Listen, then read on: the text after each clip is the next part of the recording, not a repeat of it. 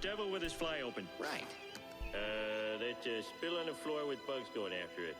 They're gonna eat it. Good. Let's see. It's The boys! This isn't fair! how can you tell who's sane and who's insane? Well, we have a very simple method. Whoever has that stamp on his hand is insane. Sane.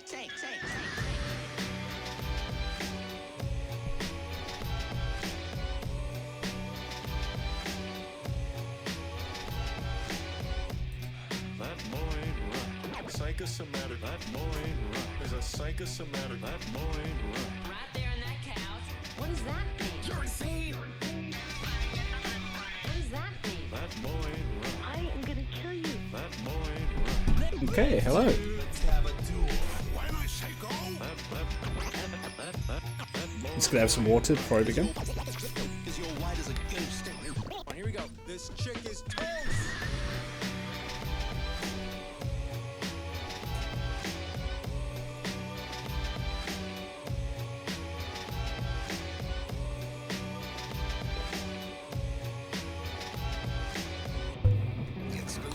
It's very late. Yeah. Business continues. Now this is It's alright. I'm keeping it casual tonight. pigeons. How you doing, Jilly? You okay? Dear psychiatrist. No, I'm just hypnotized. I've been with so much porn and being in octagons. My optometrist. No. Clear your eyeballs. Now. Suck in the guts, guys. Because I have a double chin. Let me play on the world's smallest violin. Okay. Been better, but had some delicious chana masala today, so I can't complain. Oh, hey, DV. Yeah, you're gonna be here for like 10 minutes. I appreciate you showing up regardless.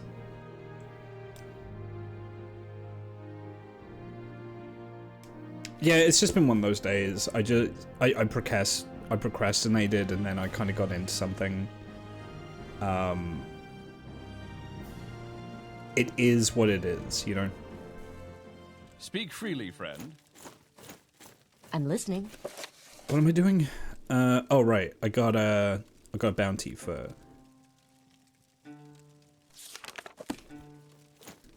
I got the secret bounty, but there's another regular bounty I don't have yet.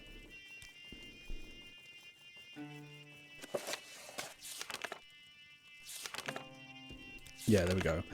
Bounty for Diaris Tracius, an Imperial thief, who's last seen the Gold Road traveling from Breen across to Gavach. Diaris is wanted dead or alive. Okay, yeah, we'll go for that guy. Because the bounty money is good.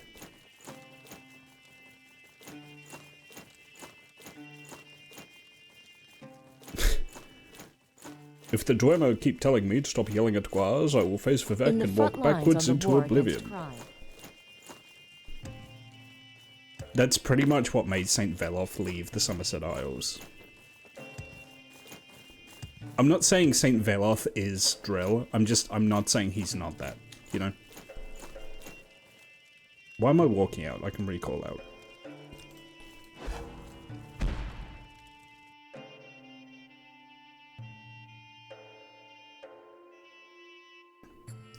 Just confirming now, by the way, I will be doing another movie stream. It will not be with Flicky this week. Flicky's doing something else this week. Flicky basically always has a space in the theater because it was so much fun to do that with Flicky last week.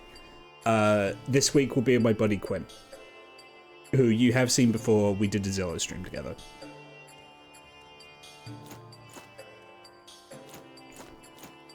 Gachapan, we gotta play at Asmosphere. Do you remember this VHS board game? Glory and honor.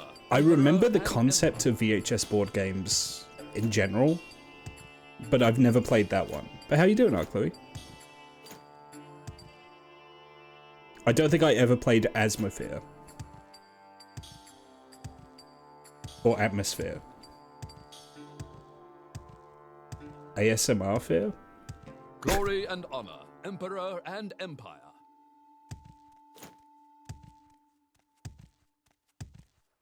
Keep moving.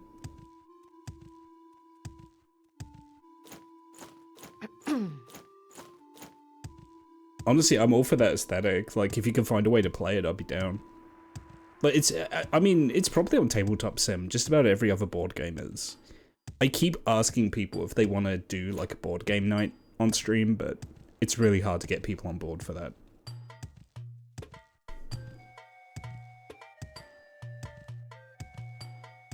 Yeah, the spooky gatekeeper who heckled you. Oh, I love shit like that. There was a Star Trek game where you had a Klingon that was like constantly roasting you. I think that was for a board game.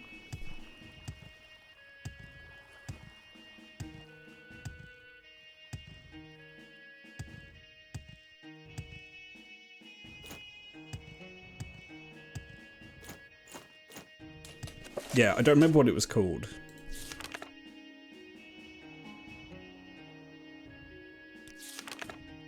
The Gold Road traveling from Breen across to Kavad. Okay, so I need to get to Breen across.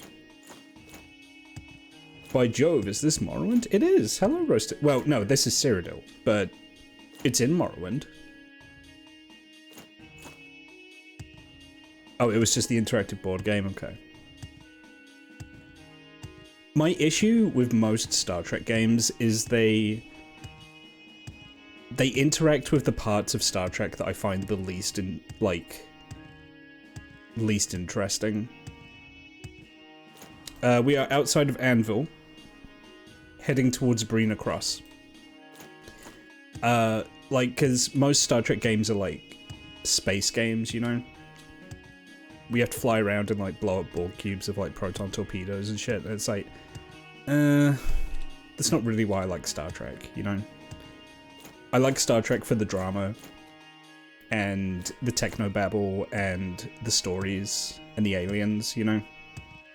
I don't like it because look at the cool spaceship. Oh, don't get me wrong, the spaceships are cool, but... So you could be the hero of Kvatch and Morrowind. Sadly, I don't think Kvatch has been added in yet in Project Cyrodiil. Yeah, I like how utopian the Federation is, and I don't like how we started kind of moving away from that really as early as Deep Space Nine. As much as people like Deep Space Nine, I think it did irreparable damage to the series.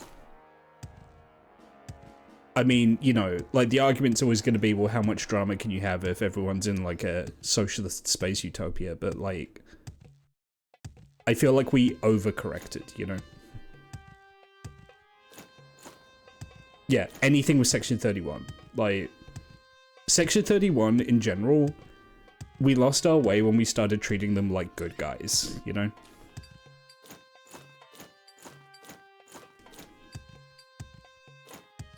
We have Strange New World where Gorn are ontologically evil. I haven't watched Strange New World. Is Strange New World the one where the lady goes yum yum?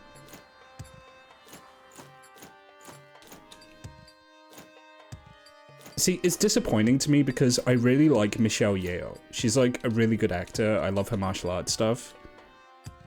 So Michelle Yeoh in Star Trek should be like a winning combination for me, but she just happens to be in like trash Star Trek stuff.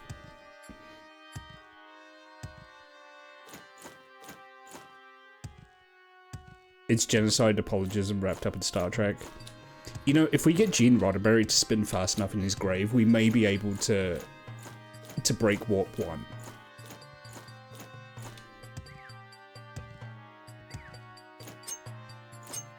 Wait, are you telling me Star Trek did the baby orc problem? God damn it.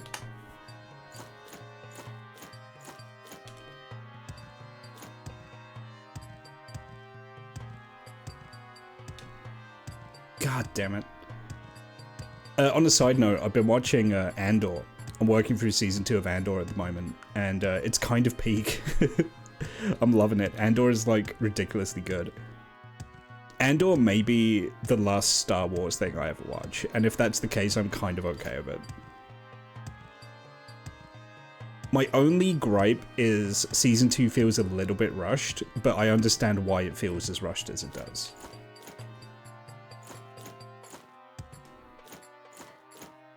$40K I'm in two minds about, because I kind of have a soft spot for the setting. I just don't like $40K fans who are too into it. The second you start treating the series as anything other than satire, I'm kind of iffy about you, you know? like, it's entirely valid to say, oh, look at the cool spaceman, but, like, a lot of people just use it as, like, a socially acceptable excuse to engage in racism, which I'm not too much of a fan of, you know?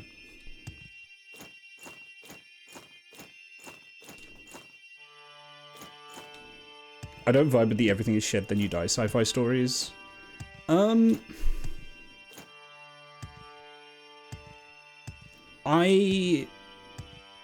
I kind of like stories where everything is shit, but people kind of persevere and help each other regardless. Like, I like The Expanse for that. Like, The Expanse is a miserable setting, but it's not cartoonishly so. Like, The Expanse is a really horrible setting to live in a lot of respects. Life is incredibly shit, especially if you're a belter. Real belter loader.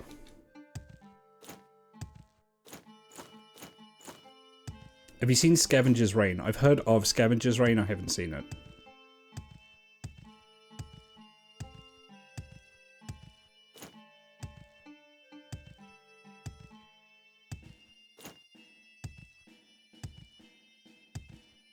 It's like saying 1984 has no point.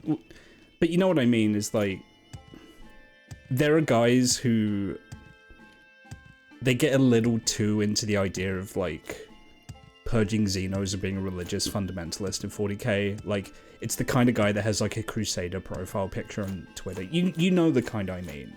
The problematic 40k fan. I'm just wary of those people.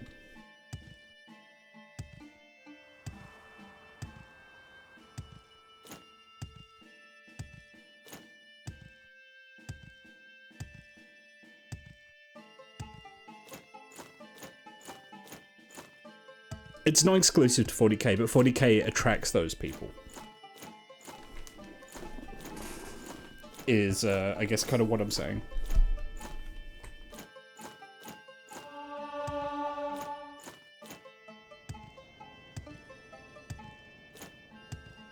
Star Wars is a weird example because Star Wars got wrapped up in the culture war way later than a lot of other IPs. Those fans were always there, but they became incredibly vocal because culture wars were becoming incredibly financially profitable. Culture grifters, as soon as Last Jedi came out, they made bank on that.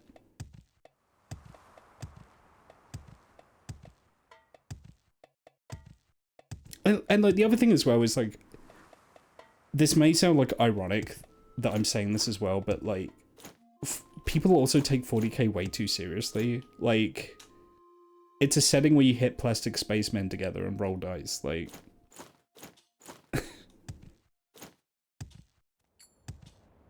So when you get these fucking freaks who are, like, screaming about how you can't have female space marines, it's just like, who gives a shit? Like... Serve the Emperor and or the guys who get really upset when, like, someone paints their space marine minis in, like, trans pride colors. It's like, who cares? Fuck off. Like...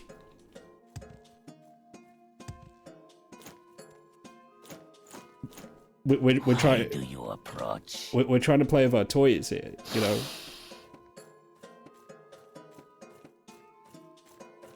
Okay, so he was between here and Kvatch, right? Okay. Most of my Warhammer stuff is like pink, incredibly based.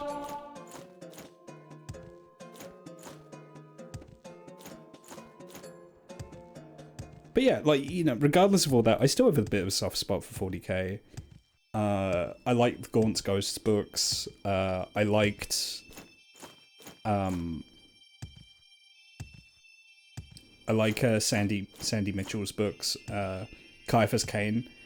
I like those until he just started writing the same book over and over, which got a little tiresome. There is a certain element of once you've read one Caiaphas Cain book, you've kind of read them all.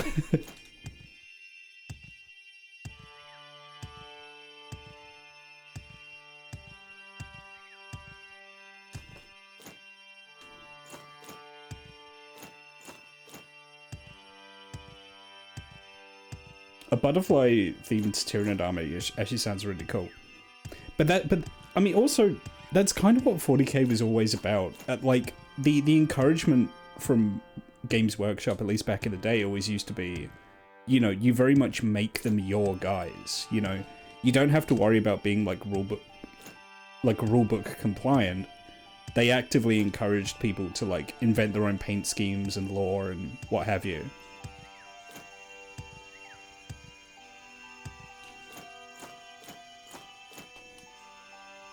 Yeah, kit bash stuff, get creative, make up funny little stories, like... Anytime you're ready. Just don't keep me waiting. It's all part of the process, you know? Yes? Yes?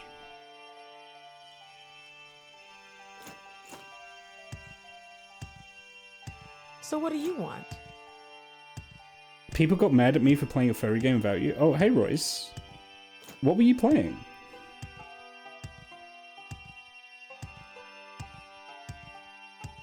Sly Cooper? Oh, I never played Sly Cooper back in the day. I had the demo of it. I remember the demo being really neat, but I never actually had the game. If I actually had it, I probably would have been all about it. Closest game I played to Sly Cooper was probably Ratchet and Clank. Yeah, no, it's really charming, it's really fun. I liked how it controlled.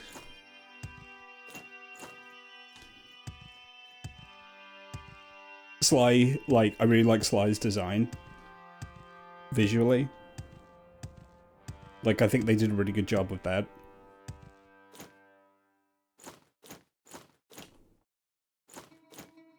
Can't help but notice I've not found my target yet.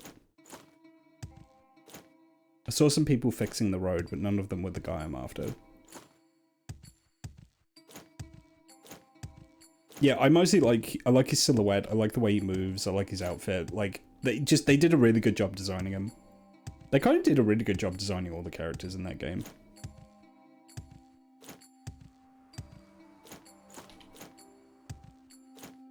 Saw some people fixing the road, well, this is definitely a fancy game. Hey, wait, you think roads these good? Fix themselves? How am I today? I started super late.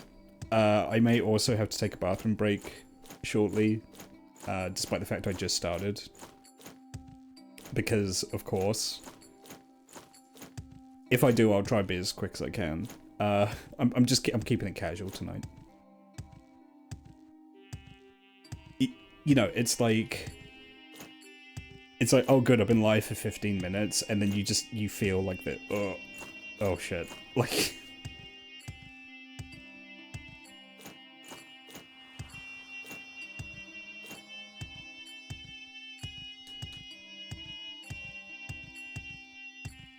I feel like most people are understanding. I'll tell you what, I'll try and time it for when the ad starts. When the ad starts, I'll go BRB. And that's gonna be in like 13 minutes, so...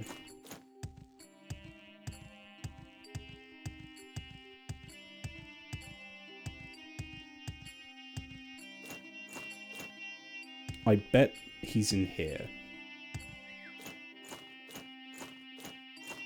Glory and honor. Okay, I'm listening.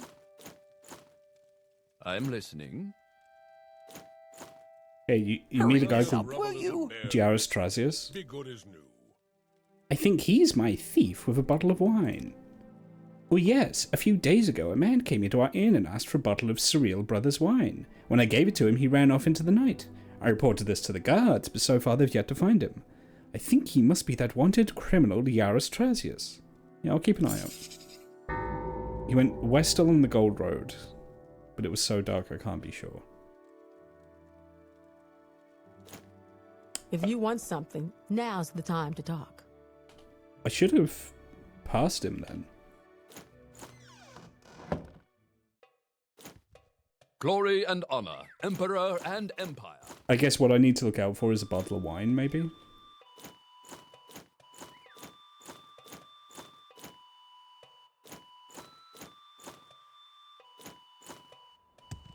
Since we're talking about nerd stuff, can you guys recommend any feel-good, chill, fancy books? Need something to scratch an itch. Chill, feel good.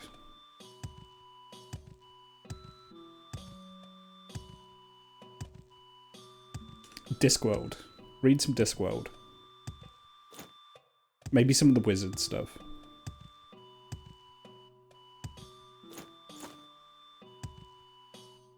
Those aren't always chill, but they can also be chill. Also Terry. I mean, really, it's not... You can't go too wrong with just, like, reading some Tolkien, but obviously that could be quite... That could be quite full on, you know?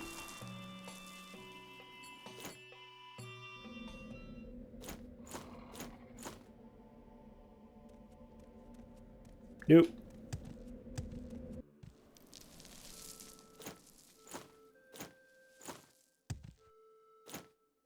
Hey, Belle.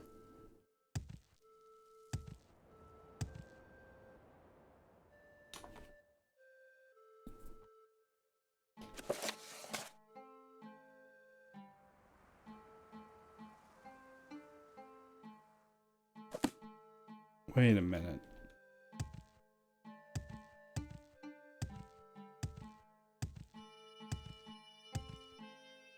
Is he one of the guys where they're fixing the road? How are we morrowing? We are morrowing okay. How are you, Bill? We've got 3 Discord books waiting for me to finally get to them. Loved Equal Rights. Equal Rights was that a Witches one?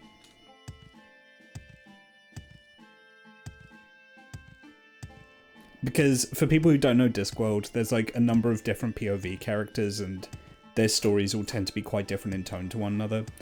Yeah, my dad's favourite POV characters were the witches. I think it's because Granny Weatherwax reminds him of his mum. My grandmother is very like Granny Weatherwax, just less compassionate.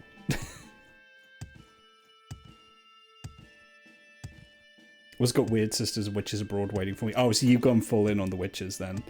My favourite was always the Night's Watch. They were my favourite POV characters.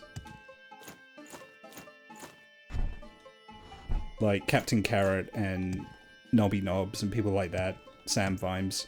Sam Vimes was always very clearly like a self-insert, but... Watch Redline with friends. Oh, Redline's so good.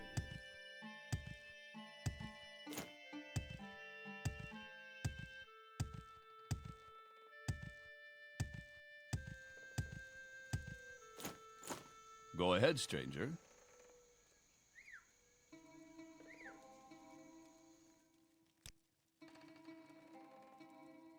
No, he's not here. I thought it might have been this guy.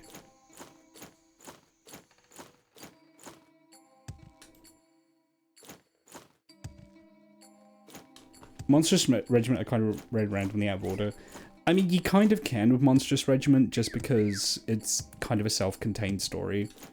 And also very clearly a trans allegory. Because Terry Pratchett was incredibly based.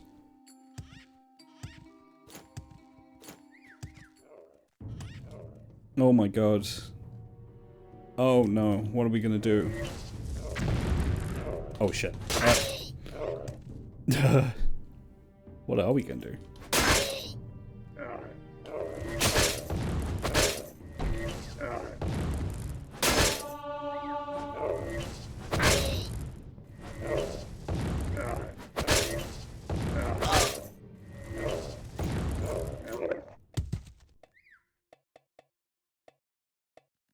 I don't think that's my bounty. By the blessed tribunal. It's a red panda boy. Hello, Shayla. I love the pronoun game in that one where the narration switches from he to she and then back to he for the commander at the end. Yeah, no, Monstrous Regiment was great. Also, genuinely, probably my first introduction to the concept of like transgenderism, I think, because I was quite young when I read it.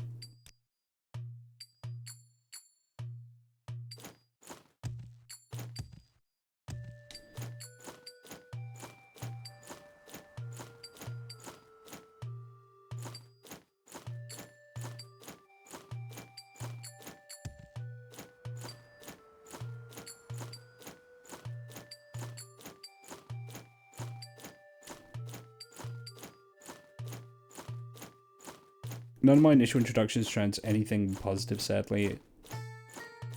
Rowling could never. Rowling could never. All negative, tropey, and offensive caricatures. Yeah, that's kind of unfortunate. It's also kind of a self-fulfilling prophecy, I think, because I think a lot of women who transition kind of feel like they're pressured to... Emotional damage. They're kind of pressured to conform to stereotypes to kind of fit in and be accepted, you know? It's almost like they feel like they have to other themselves. All it took for me was meeting one trans guy, and just like that, I was leftist. Hell yeah.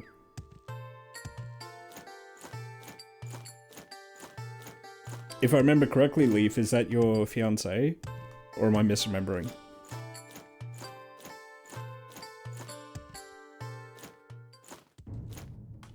What the fuck is that?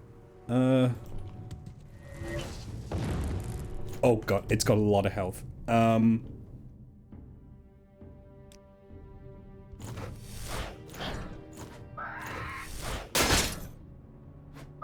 dead. Bird.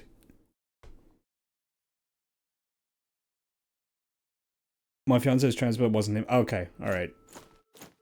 I kind of put 2 and 2 together there, but I didn't make 4. I'm trans femme, will ever wear dresses? Probably not. Do you know what's great about that though, Shayla? Is you don't have to. As I'm sure you know. Trans women are as expected to wear dresses as any other woman is. Which means if you don't want to, you don't have to.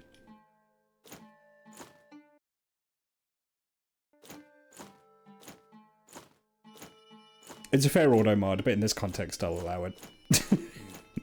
But you can understand why that would have gotten auto-modded.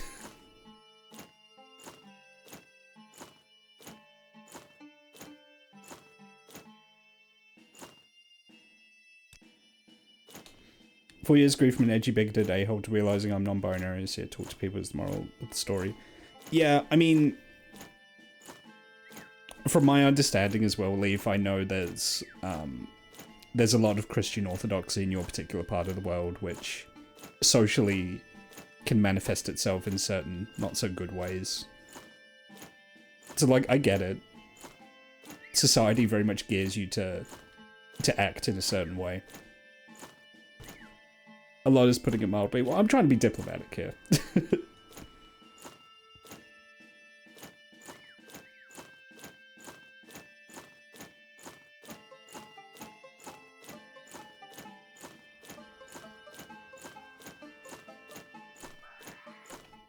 I mean, the Joker got it right. We literally do live in a society, you know? That is actually something we do.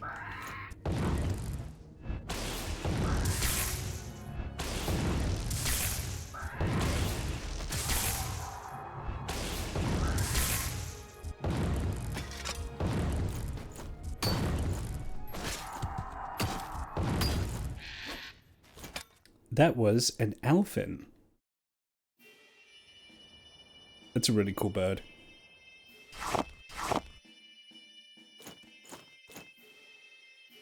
My breaking from a lot of stuff Ridish came from me realizing I was always angry about totally irrelevant bullshit and decided to stop because it stressed me. My trip to the Simcoes 2 years later, most were cancelled for good reason. Really hit they were not good sources of anything, let alone morals. Yeah, as a general rule, most people that want you to be upset at other people have an ulterior motive. Oh my god. I don't know why I batted to the bone that, but...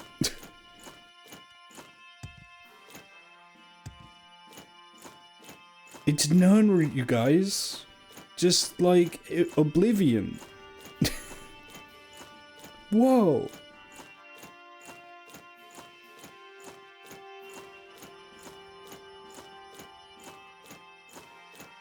That's crazy.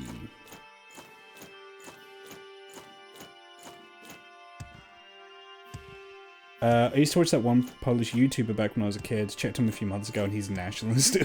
That's a big oof right there. That is a tremendous oof.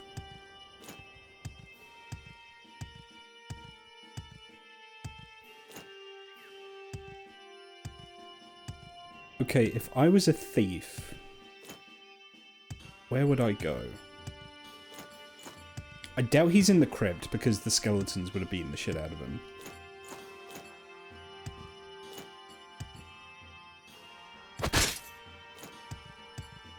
Did he hide it in this tree log? No.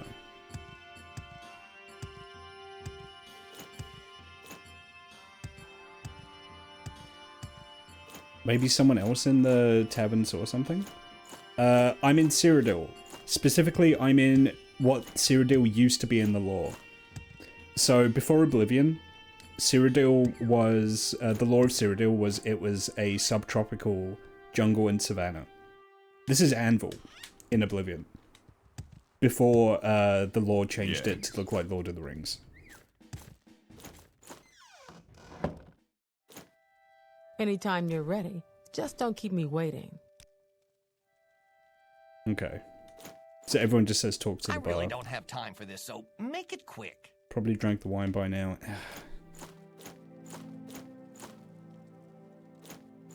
I'm a busy gal, so if you could hurry this up. Ran away down the Gold Road to the west.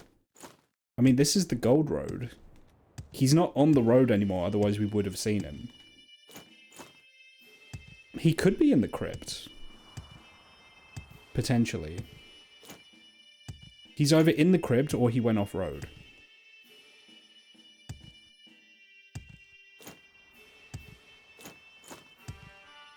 I love how society collapses every time I put on a skirt. Yeah. Specifically... Oh.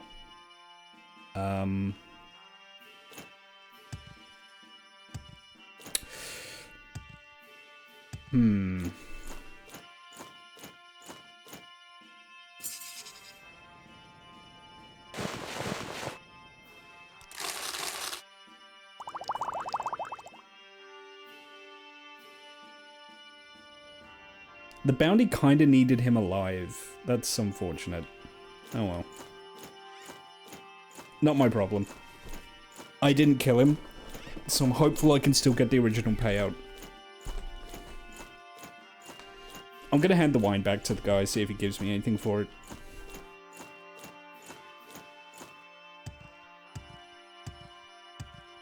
But yeah, like...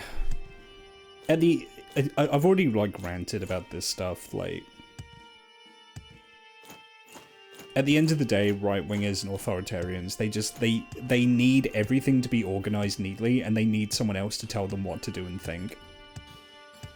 The two words that right-wingers and authoritarians hate more than anything else are the words, "it depends." So anyone who doesn't conform is just, like, a threat, you know? Whereas I'm very much of the opinion that gender, like many other things, including money and fashion and language, is literally just made up. It's just made up by people. That's not saying it doesn't have power. It absolutely does have power. But when you recognize that it's all human constructs, it really changes how you think about things. I love my neat little boxes I could put people in, makes my brain not hurt when I think. I mean... Sometimes I've thought to myself, like, how much easier would it be if I was just a dummy that believed everything I saw on Twitter, you know? Specifically all the, like, fascist, like, dog whistle shit. How much easier would life be if I just didn't think about things? It's a very serendipitous way to live. It just also means that you're angry and afraid of everything all the time. You found the bottle of wine? Thank you. Here, have a drink on the house. Have a free night here at the inn as well. The room is upstairs, first on the left. You've earned it. Say, you might as well claim the bounty on the thief at Goldstone if he really was the one they were looking for. Oh, thank you.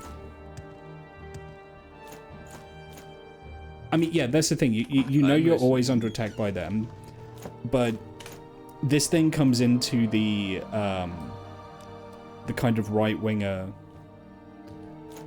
One of the crazy things that, like, kind of, like, authoritarians can do is they can hold two incredibly contradictory statements to be true at the same time. So, the left are a bunch of limp-wristed soy boy socialists, but they're also Antifa super soldiers who will kill you and your family. They can hold these two contradictory statements to both be true.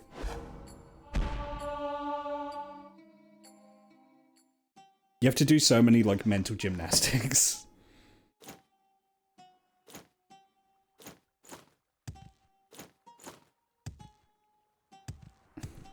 Yeah, I mean, kind of, as I've gotten older, I don't... Hatred is certainly a word. Hatred is definitely a part of it. I think for most people, it's ignorance rather than hatred. There's a reason why you tend to see less bigotry in cities. I'm not saying you don't, just saying you see less of it.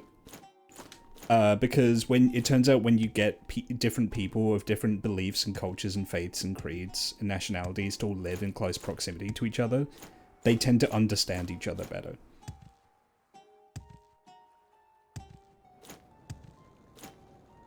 Let's hear it.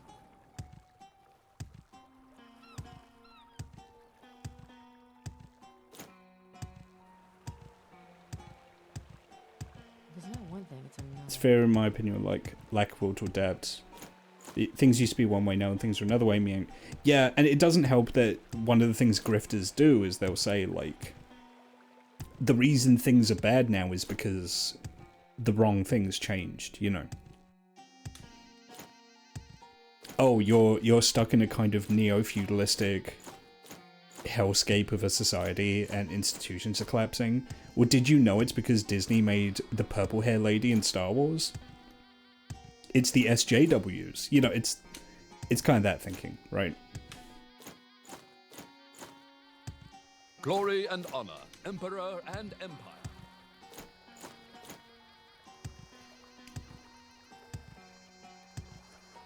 Ray Star Wars is coming for your space and media. Yeah.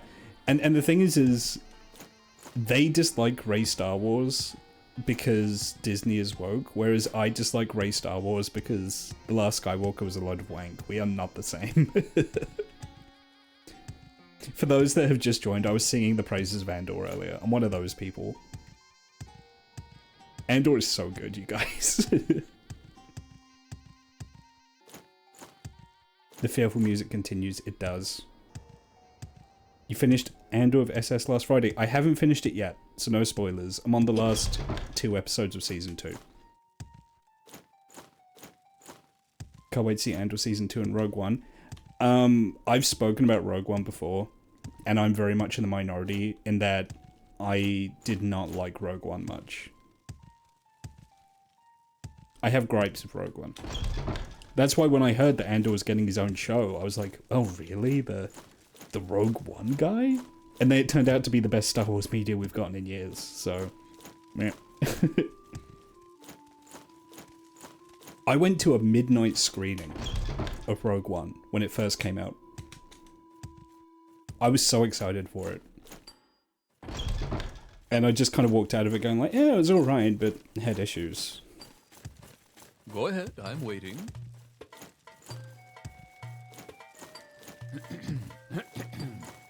It's pretty much the last movie I've gone to watch. Finished the sequel trilogy this month plus Solo. See, you know, the other way I'm in a minority, I actually kind of liked Solo. I didn't like Rogue One, I liked Solo. There are so many guys who would call me a fake fan for saying that. Anyone that knows me knows that when I was a kid, I was a Star Wars super fan. And the series still kind of has a place in my heart. I'm listening. But, I wasn't crazy about Rogue One. Yeah, Bounty. Found his corpse, he must have fallen off a cliff. Thank you. 500 gold. Alright, who else I got? Shop points in the border region between Anvil and such. I need to go back to Brina Cross. God damn it, I just played myself.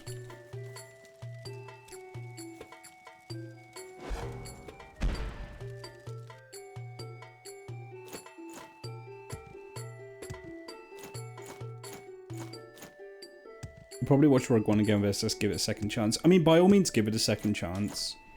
I was irritated by the amount of times the movie stopped itself to go, hey, do you remember this thing? I found that really I found how pandering it was to be infuriating. I also thought the tone was a little all over the place. I didn't like how dour it was. Because... now, the thing is, you would say, but Gajapan, you like Andor, and Andor is incredibly dour. And I'm like, yeah, but it's... Andor is dour with a reason to it. You know, there's a reason to the tone in that. Whereas in Rogue One, it's very much just style.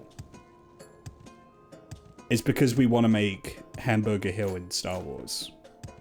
Hey, isn't it cool? There's like 1 billion guys with machine guns show up, like machine gun lasers, and it's like Apocalypse Now, and they're like pew pew pew, and they're pew pew pew, guys are there was a couple of times when I watched Rogue One during the exciting action part where I laughed out loud in the theater. I'll try not to spoil too much. I laughed when they were discussing the plan and it turned into a Quake level in terms of the objectives. I felt like I was watching Quake 2 because their objective is they have to hit a button, which will then allow them to hit another button, which will then unveil another button they can hit somewhere else, where they can then pull a lever, and then the mission's complete. I thought that was funny. And then as part of that, there's during like the climactic firefight, there's just like a big concrete like area in the middle of the jungle that just has a bunch of boxes in it, and it looks like a Gears of War level. Because they're like exactly chest high boxes, and they're laid out like you're playing Gears of War. Like it's just there to have a gunfight in, and I thought that was really funny as well. I laughed at that. There's also the world's deadliest air vent, and I laughed at that because of how funny that was, because I was just picturing like the Imperial technician who was like, I gotta make an air vent, but I have to make it as like I have to make it as deadly as possible. It's got like these razor sharp like chompy things in it, and it's like, it's fucking ventilation. What are you doing? Which movie had the casino heist? Because I'm still torn about that. Solo, I think. Solo had the train heist, which was pretty good.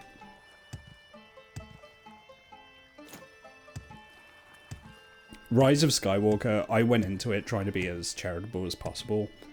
I don't like to shit on things too much. I watched Rise of Skywalker with some friends, and I did challenge them after the end of Rise of Skywalker. I did say, everyone list one thing they liked about the movie, because there was a lot I didn't like about it. Who can guess my favorite thing about Rise of Skywalker that's seeded? There was one thing I said that I really liked about the movie. I don't say because it ended. Base boosted okay, base boosted Palpatine was pretty funny, but it wasn't base boosted Palpatine. It was not the text scroll. It was not the Dead Speak text scroll. It was not the Fortnite is real in Star Wars text scroll. It was a character. It was a specific character. It was probably my favorite thing about the movie.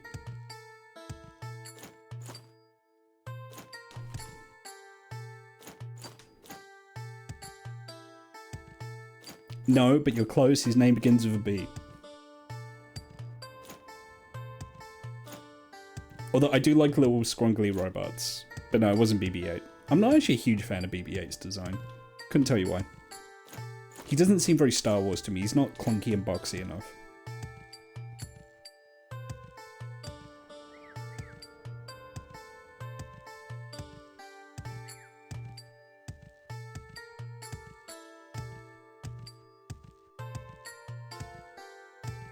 It was Babu Frick. The little scrungly alien puppet guy who goes like beep beep beep beep beep. I liked him. Look up Babu Frick. That's his name. He fixes C-3PO, I think. I'm making up, guys. I'm not. I would never make up Babu Frick. They brought him back for The Mandalorian in the season that I didn't watch. I just know he's in it. Babu Frick is a great Glup Shadow. Thank you. He absolutely is. Yeah, do you not know the term Glup Shadow?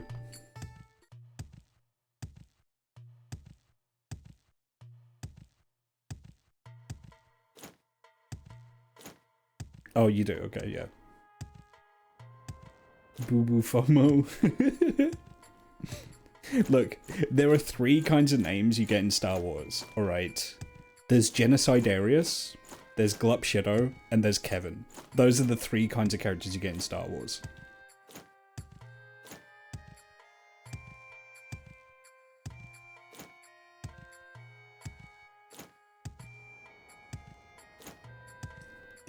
I think... I'm trying to remember the exact moment the Rise of Skywalker lost me. I think probably the fact that Palpatine was back at all was part of it. I think it's when he turned into a cackling CGI mummy and he made like 1,000,000,000 billion super duper Star Destroyers like show up out of nowhere. I think that's when I was completely checked out. I think that's when my spirit left my body.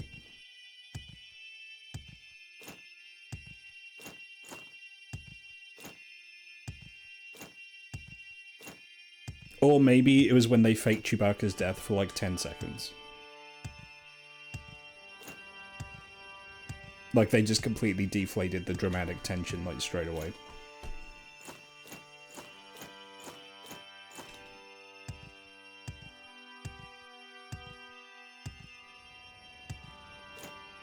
Or it's when they gave oh, what's his name?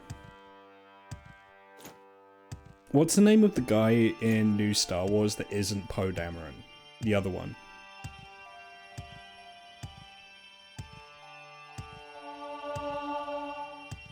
Finn. Yeah, I like the fact that Finn had nothing to do in the movie. That definitely wasn't a damning indictment of the reshoots and rewrites they had to do.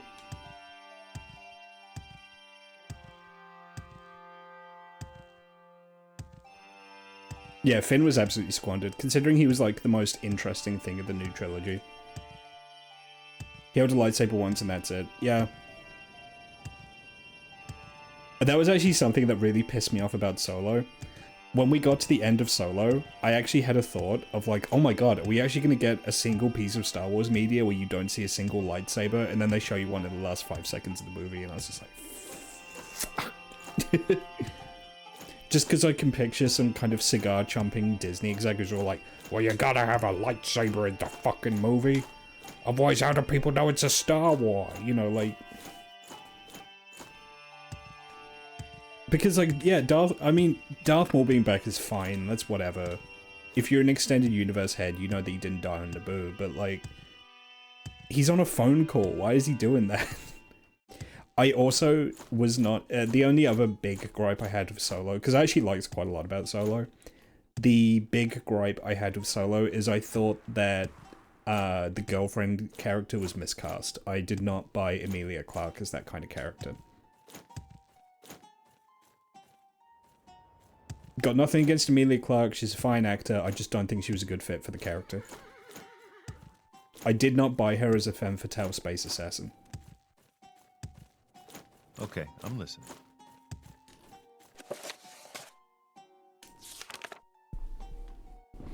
What you need is you need someone who can play a scrappy street urchin, but also can do some sick stunts, and also be really suave and sophisticated. And I have an exact actress in mind for that. Sofia Boutella. She's an Algerian actress. She would have crushed it in that role. You've probably seen her in Star Trek Beyond. If you watch that, she's the alien. She's also in Kingsman. She has swords for feet.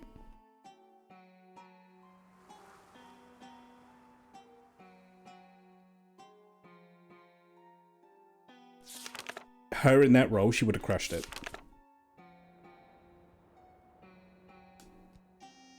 You have questions? Anytime you're ready.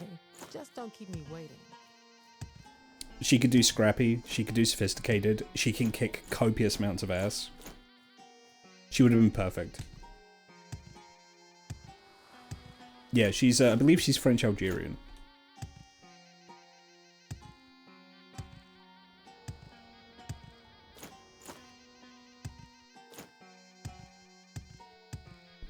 Adam Sandler would have crushed the role. Hey, we're hungry. Can you put a delicious meal on the screen? I got some moon sugar. and some violet copperas. That's gold dinner right there.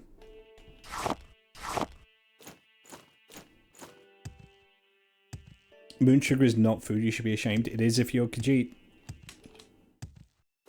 Holy mods. Hello, Last Newman. Yeah, I'm playing a very modded copy of the game. Welcome in. Shrooms and crack, that's why I call Pick Me Up. That's just a Dunmer girl dinner, yeah.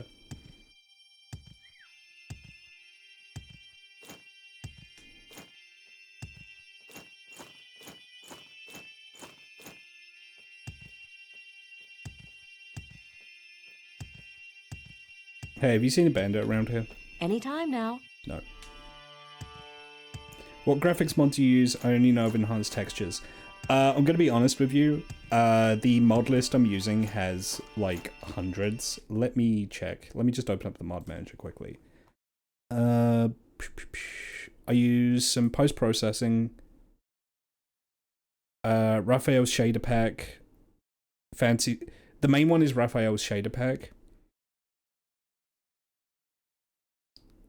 What else do we have?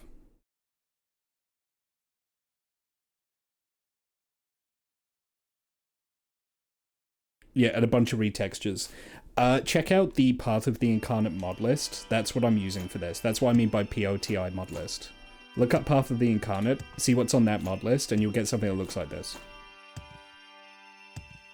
Raphael with an F, I think. But yeah.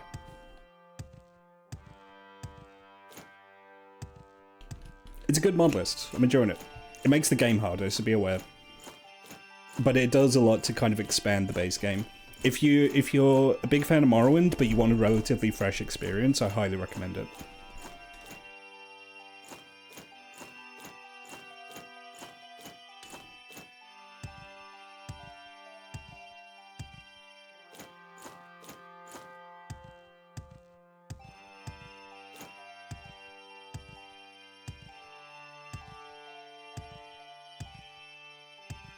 You know, I've never finished Baldur's Gate 3, despite the fact it should be right up my alley. I just...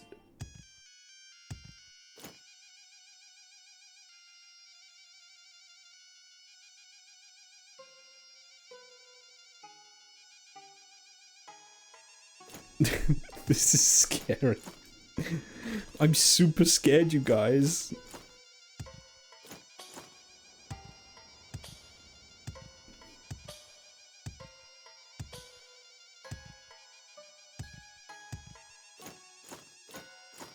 A spider is creeping.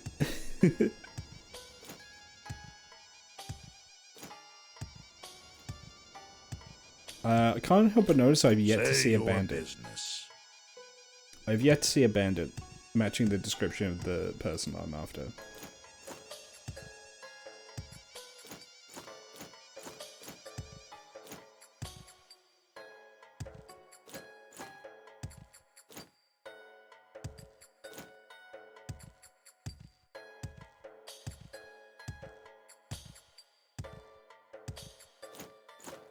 Maybe up here somewhere? Can a gaming phone handle all this? That's what I'm playing on. No. No, my gaming phone will not handle this, I'm gonna tell you now.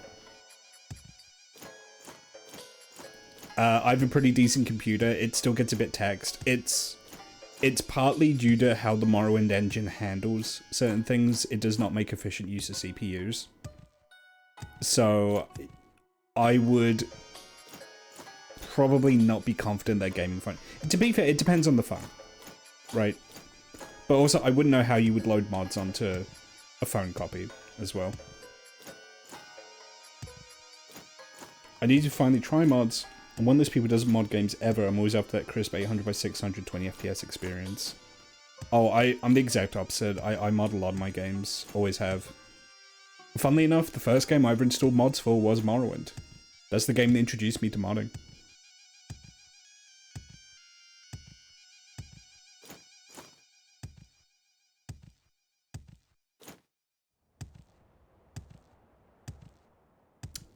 Yeah, can't help but notice that we haven't found our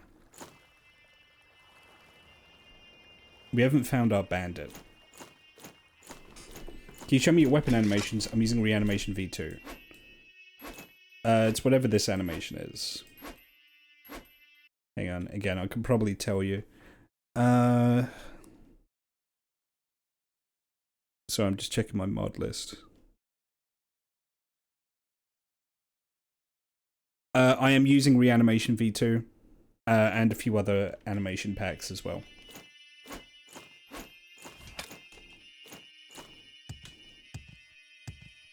My first modding experience was Skyrim. I broke the game. I took an hour trying to install a horse mod for Witcher 3 and that's about it. Breaking your game with mods is kind of a rite of passage though. It's part of the experience, you know? I'm listening. Just completely irreparably fucking your game up. If you're like even remotely serious about modding PC games, I feel like we've all been there at some point.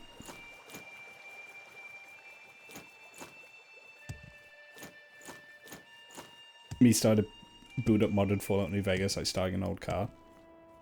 Whenever I get to do Fallout New Vegas, I'll probably do what I did with this, and just to make it fresh, I'll install like a giant curated mod list for it.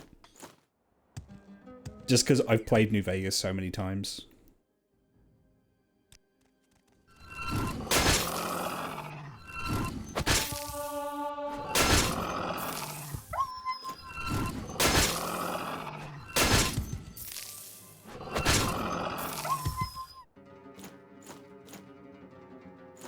I think the first game I never modded Zoo Tycoon.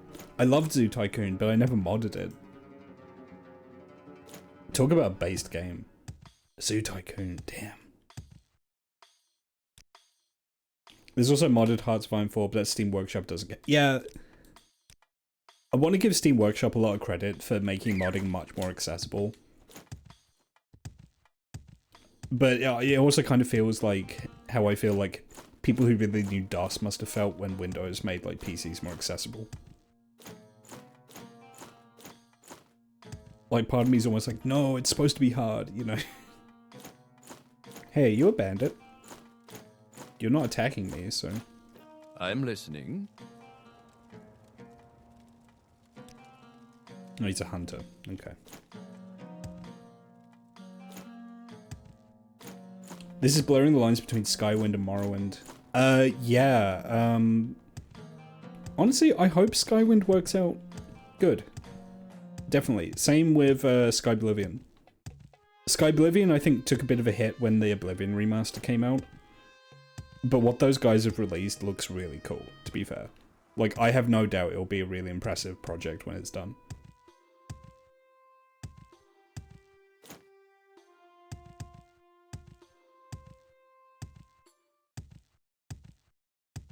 Honestly, I'm just glad that Bethesda didn't cease and desist them, you know?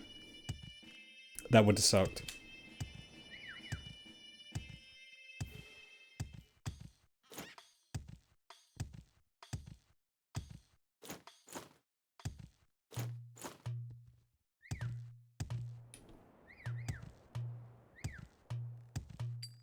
I'm always worried since these kinds of massive mod projects tend to run into drama and issues.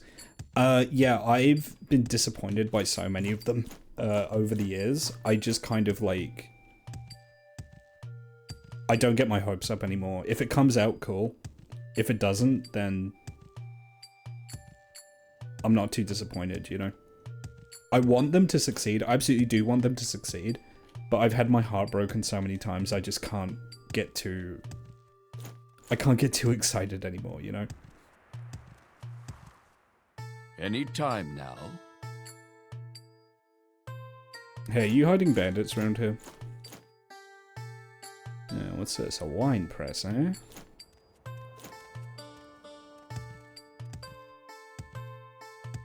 Tamriel Rebuilt is awesome for launching expansion serve all at once. Yeah, Tamriel Rebuilt is incredible. I've got that as part of this list. I was doing a bunch of NASA stuff last stream. Yeah, Tamriel Rebuilt is genuinely impressive for what it's achieved. VTM Bloodlines had 2 fan patches to fix the game. One's a bit overdone in some places, the other one displays a racial slur based on your location. I didn't know that last part.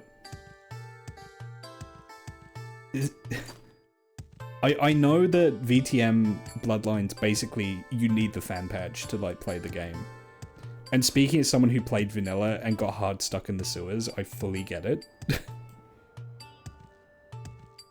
That's the reason I never beat Bloodlines, is because I got to the Hollywood sewers and I said fuck this and never touched the game again.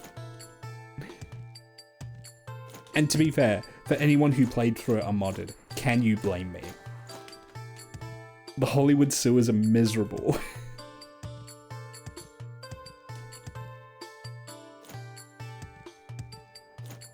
Can you blame me? I don't think so.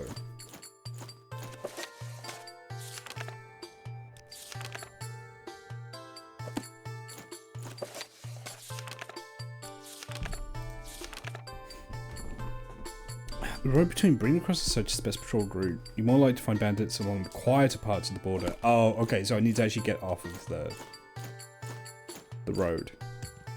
That makes sense.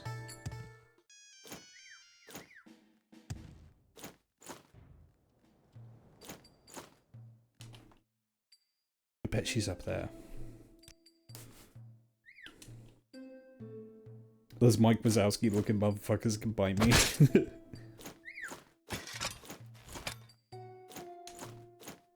You know, there's a timeline where Vampire the Masquerade Bloodlines was the first Source game. Isn't that kind of weird to think about? It came out after Half-Life 2, like, by like a week, I think?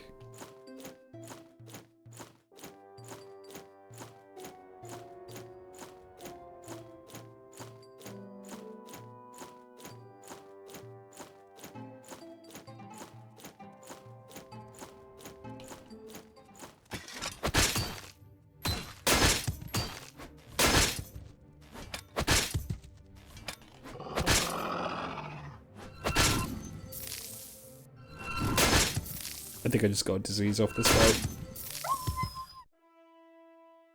Yep, hell joint. Here we go. They had to deal if they want to use the engine, they had to release it after that. Oh, okay, so that was actually part of the licensing. I mean, that makes sense, considering how much of Half-Life 2 is like a tech demo. Like, don't get me wrong, I loved Half-Life 2, but it is very much a tech demo.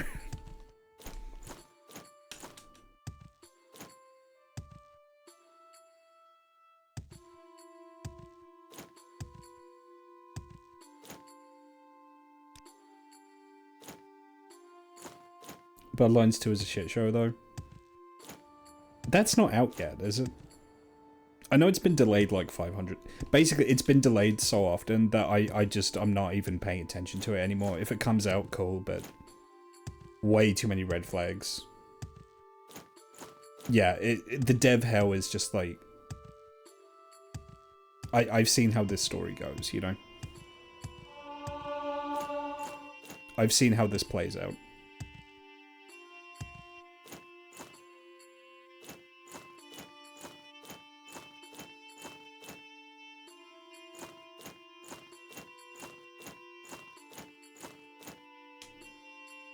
I wonder, is she that way?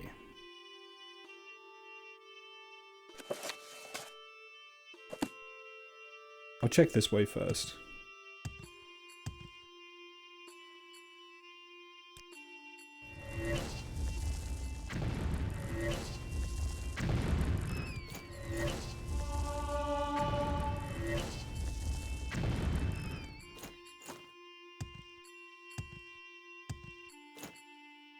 It's a shame Duke Nukem Forever went down its development hell's path. It was generally one of the more impressive modern games in its early development days.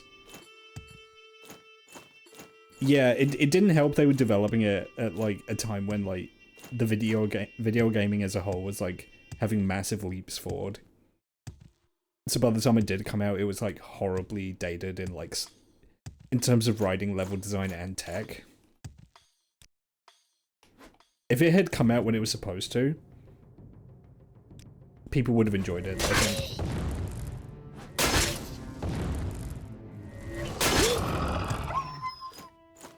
But you know, Randy Pitchford said it was like a... Wait, no, was it Duke or was it Colonial Marines he says was like a 7.5 out of 10. I think it was Colonial Marines he said that. Oh, Randy.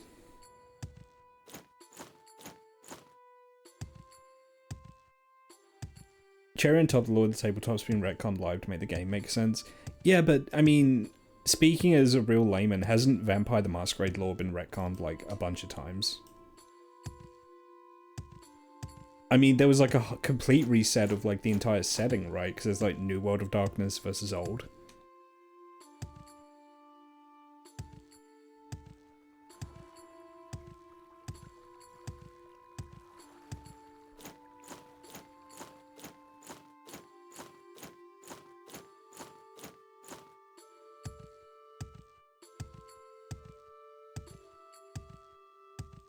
What do you want?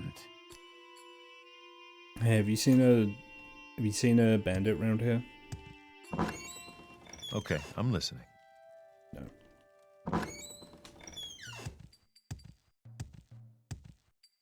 Oh, she's not going to be in that big alien ruin over there, is she? I hope not. Those are always hard to navigate. I was going to keep following the border.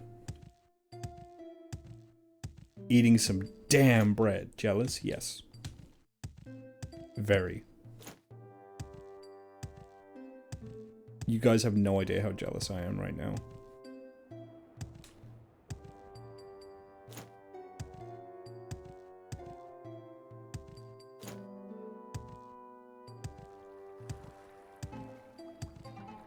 I'm not fitting around there. Oh, I started watching The Sopranos today, completely on a whim as well. I enjoyed it. I had fun. I watched the first episode and half of the second episode, because they're pretty long. I was very invested in Tony Soprano looking at the ducks in his swimming pool.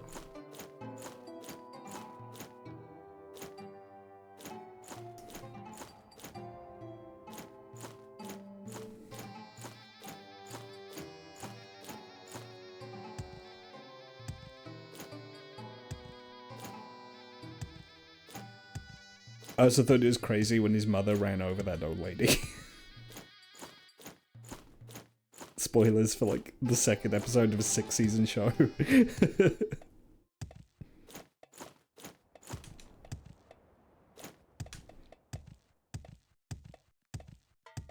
Love how insane Vampire the Masquerade lore can get real-life events, though. They just take no prisoners. Alan Turing was a mage who got disappeared by the magic police because he was too good at helping humanity. Yeah, I'm kind of in two minds about that sort of stuff. It can be a fun jumping off point, but you have to be careful that you don't diminish the actual tragedies that befell real people, you know? Like, you kind of have to, like, make sure you don't go into, you know, the realms of poor taste, as it were. Because, like, otherwise then you get, like, oh, what if Anne Frank was, like, a super powerful sorcerer and that's why the Nazis killed her? You know, it's like that kind of thing. These bones are not encouraging.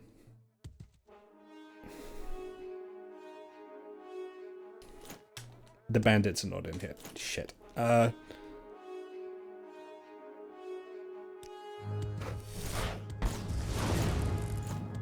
he's stuck in the door.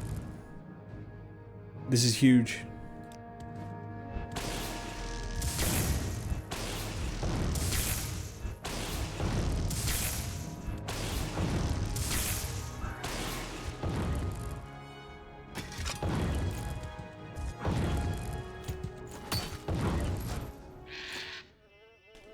I did this to Bowblair once. Don't ask them about it, they'll refute. They'll say it didn't happen, but it did.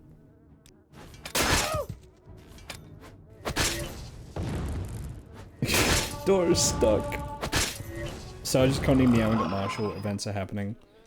How are those two getting along, by the way? Please, I beg you. They turned recent real-life atrocities into plot points in books. Yeah.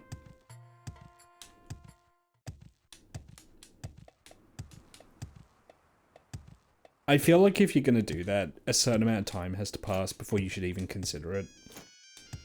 But I couldn't tell you what that amount of time should be.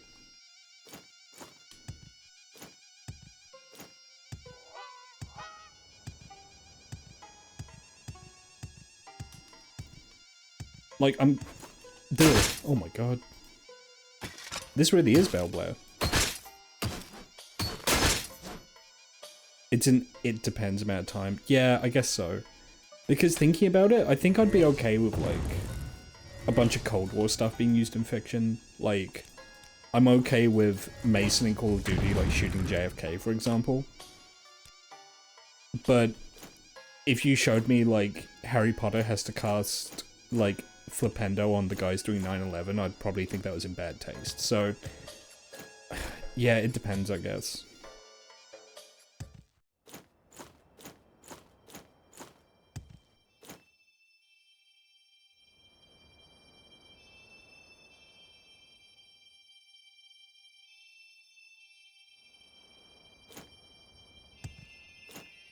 White Wolf had no considerations about political correctness or a whole ass book about how the Romani are a magical race of people with crime superpowers.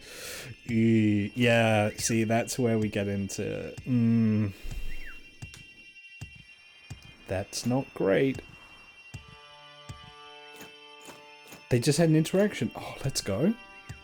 Was it a good interaction? Sarge bonked Marshall in the head, but not hard. I guess that is an interaction, yeah.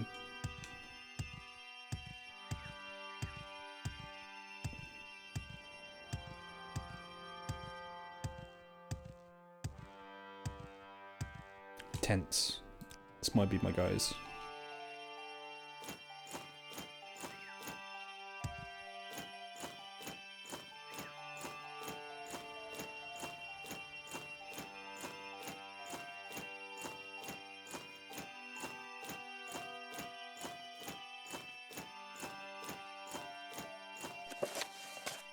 What's the name of the Rue So what do you want?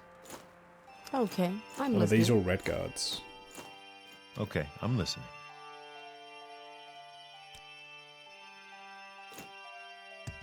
I doubt that's her. Look up here for a bit. I may just not be finding this person tonight, to be fair. We've reached the point where Sarge knows Marshall is not a threat. It's very huge. They are now getting along. Honestly, you'd love to hear it.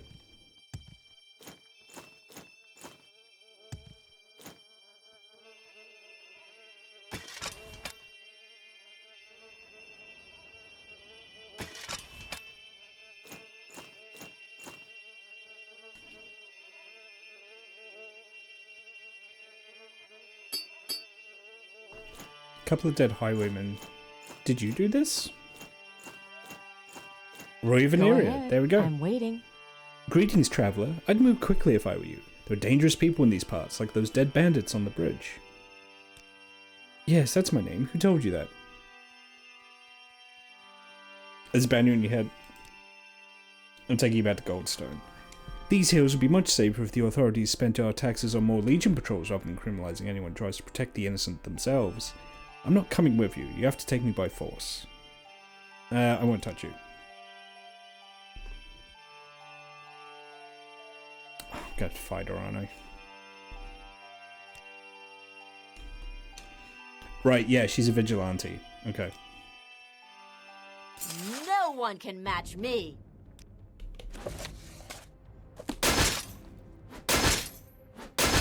Okay, she does a lot of damage. Good to know. Sarge and Marshall just sniffed each other's faces without any bonkings, hissing, or fleeing. Sidetracking, but it's funny when I get to hear about people trying to get along with their bunnies, to get their bunnies to get along because their way being territorial is just pooping everywhere. Honestly, they're so valid for that. You won't escape me that easily.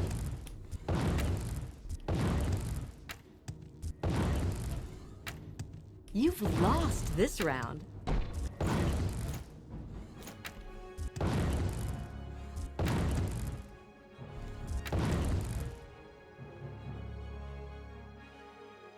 Can I use Calm Humanoid on her? This is pointless. Give in. Anytime now. What's this about?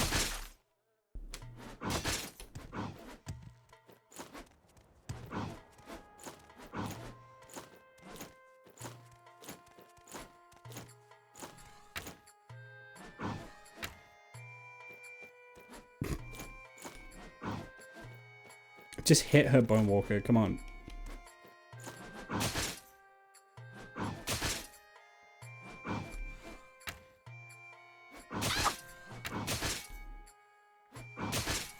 Shit.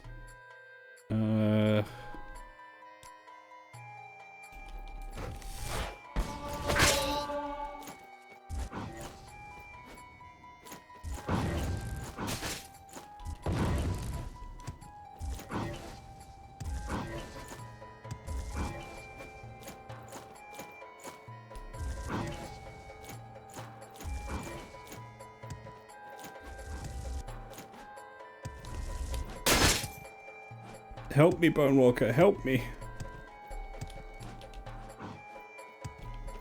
I want to get on top of that rock.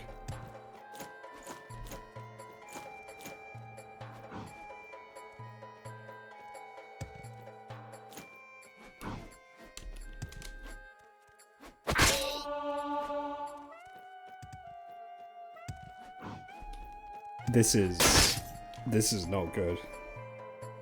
How tough is she? I couldn't even see how much health she had.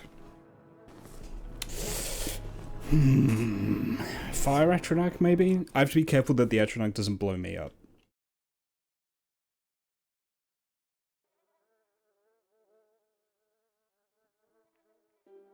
I'm good. I'm about to sneeze. Sorry, excuse me. It's fine with me. Go ahead. Take that!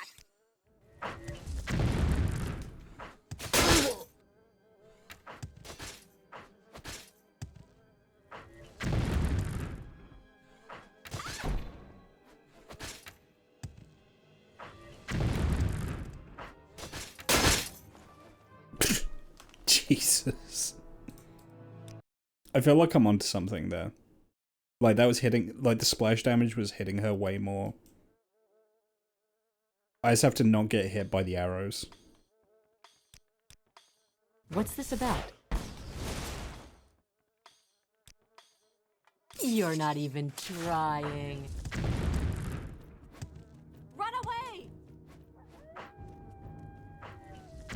Help!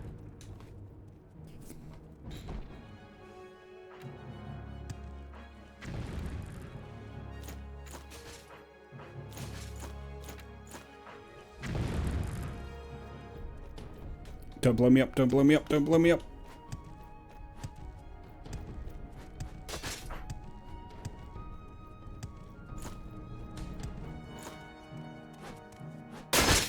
Die, scoundrel. I'm getting out of here. Help! No!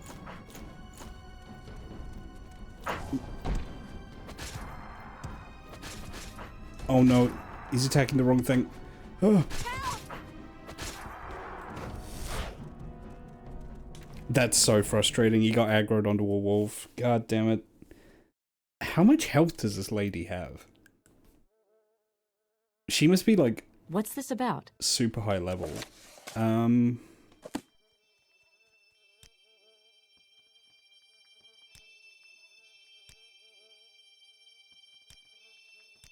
If I get her opinion high enough, can I just convince her to come with me? You won't escape me that easily. No.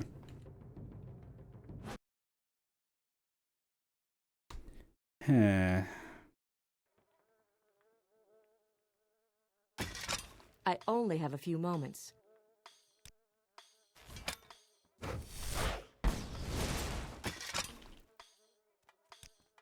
I have you. I've trifled with you long enough.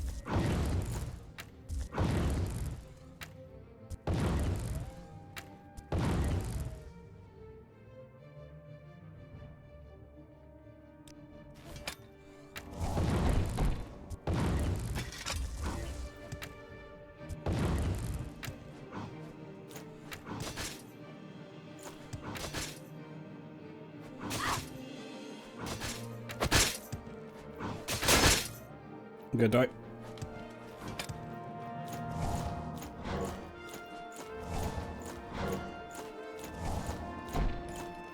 Wasted all my fucking magic on that. Look at her health. That's actually insane. Look at how much health she has.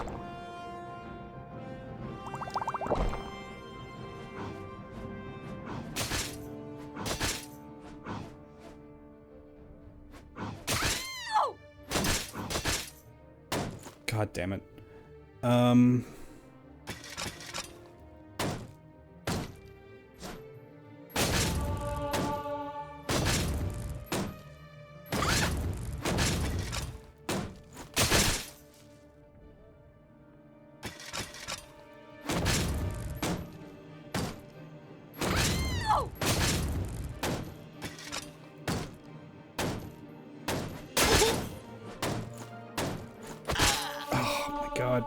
I was actually doing halfway decent damage with that. Yeah, the issue is that it's harder to proc. I think if I get the feeling what happens is if I hit someone and I don't actually deal HP damage to them, the effect won't proc. So she's really heavily armored and I have like bad blunt weapon skill. So it doesn't proc that often.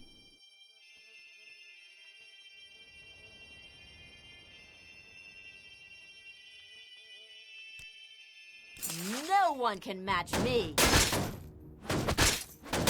Yeah. And she just destroys me in melee, is the issue.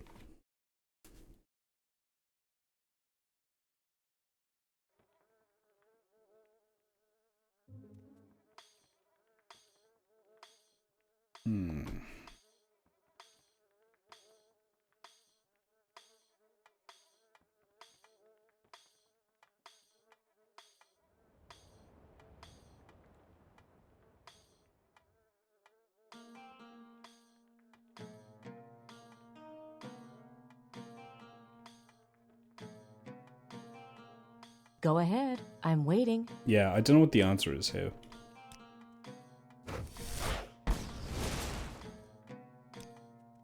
You won't escape me that easily.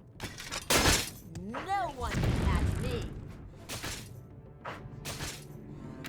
You won't escape me that easily.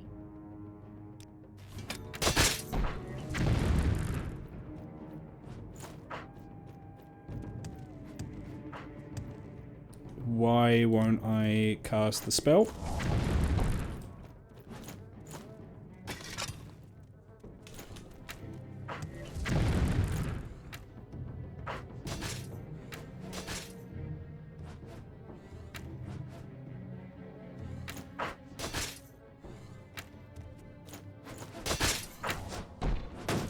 Ow!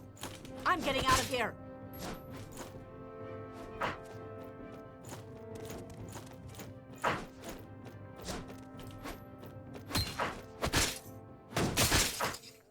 Okay. No. Oh, he healed her. Oh, fuck me. I thought he was about to kill her. Oh my god.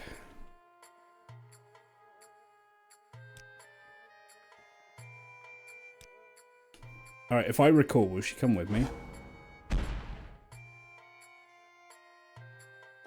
She will. That put the fear into me for a second. Anyway, what are we talking about? I lost a bunch of people because I kept dying in that fight. Yeah, what were we talking about? Vampire the Masquerade, yeah.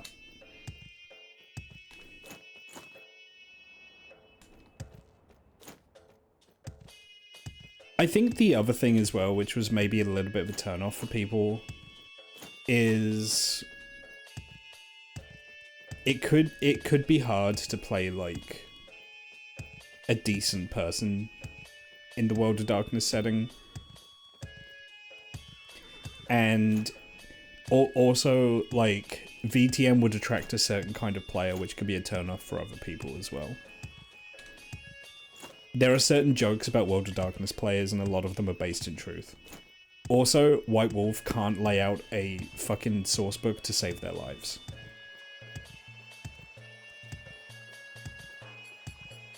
Really just piss poor rulebook design. Trust me, I tried to play Exalted, I couldn't do it. Multiple times I tried Exalted. Exalted was such a clusterfuck.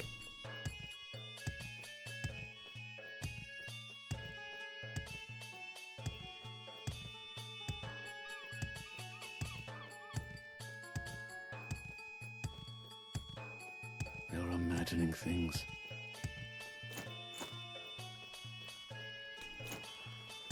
We have a break in about 5 minutes. When that happens, I'm gonna go and take a quick bio break. I also need to check on my snake.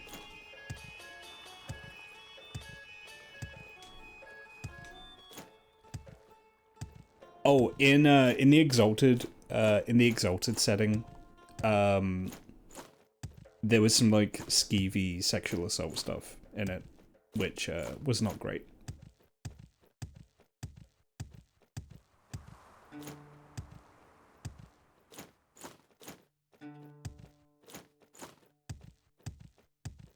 But even outside of that, just its main sin was as an RPG system, it wasn't particularly playable. It kind of just sucked to play, you know.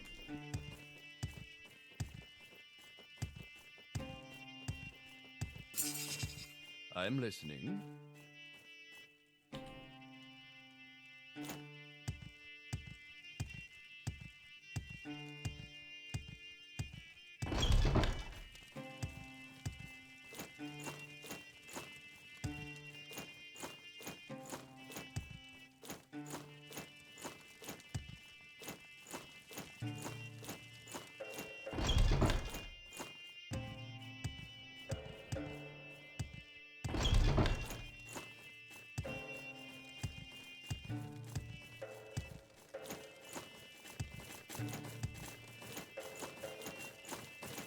What's this about?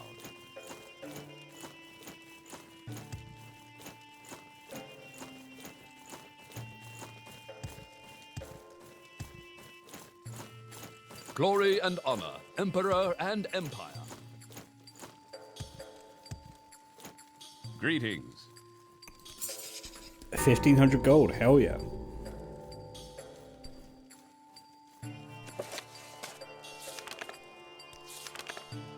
Okay, Ricema, a widow drug dealer. She's known to operate in Little Laurentius as wanted alive. Okay.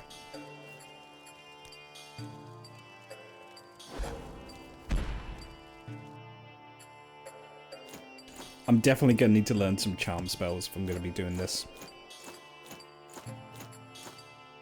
What can I do for you, friend? How can I help you?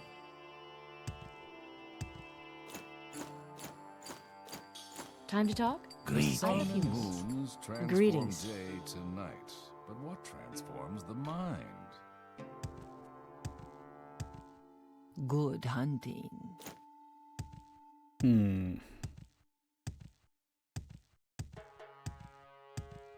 Is it you? Let us make no vows, for who knows what tomorrow will bring.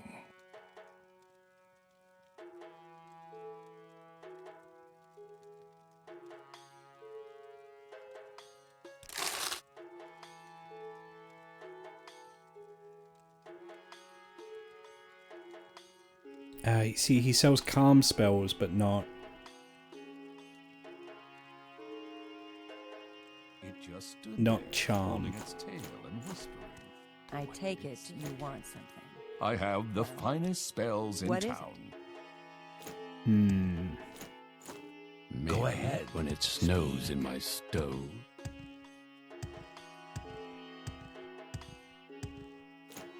Up here, maybe?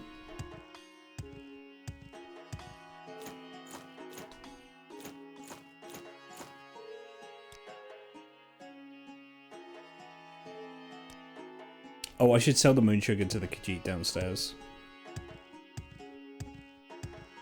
He'll buy it. Because of course he will. Go ahead. Speak. Good hunting. Or she. Sorry, excuse me.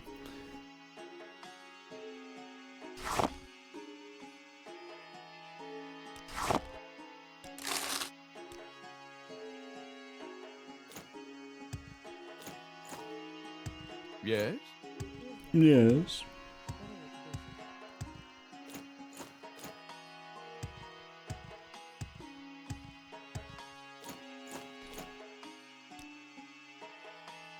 Mara's hand, pilgrimage.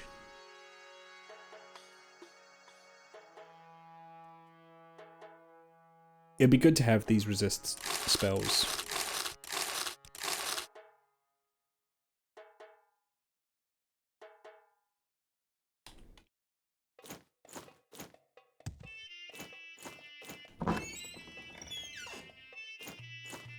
Sarah? I'm not busy now. What do you need? Oh, ad should be starting momentarily. I think you're going to fit right in here, friend. You've won me over.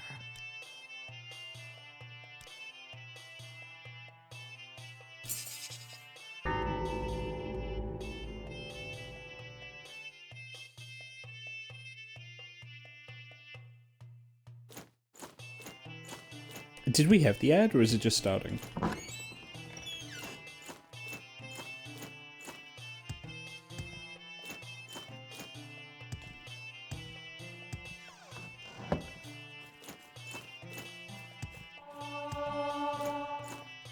I actually can't tell.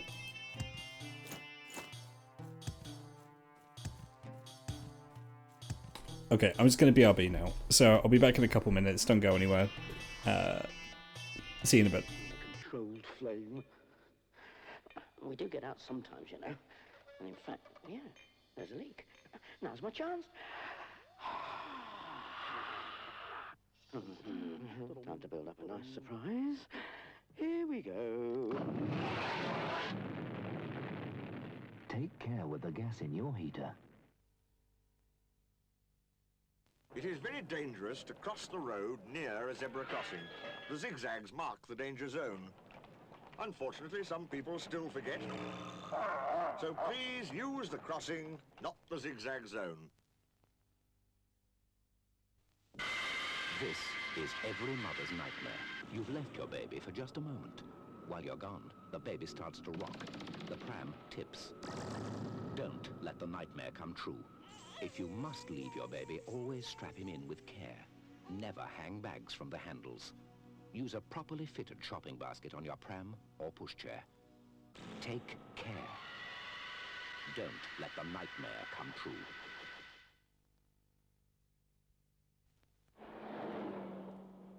Yeah, I say, they should warn you about slippery roads like this. Yes, a beware sign, a red triangle. Beware crossroads, beware bends, beware cattle.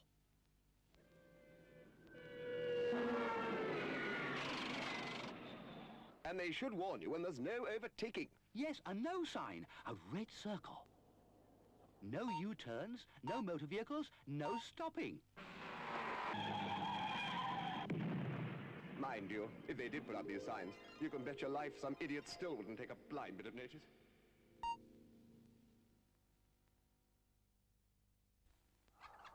If you must make a journey when it's snowing, clear snow from all windows and lights.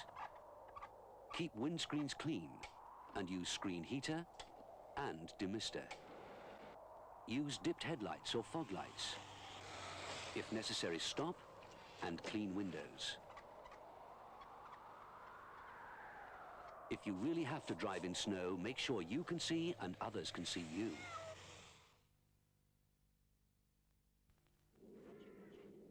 It was getting dark before they found him, sir.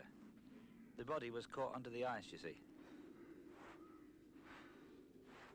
Well, his mother said he'd gone off to the pond with the others and she thought they'd be safe on their own.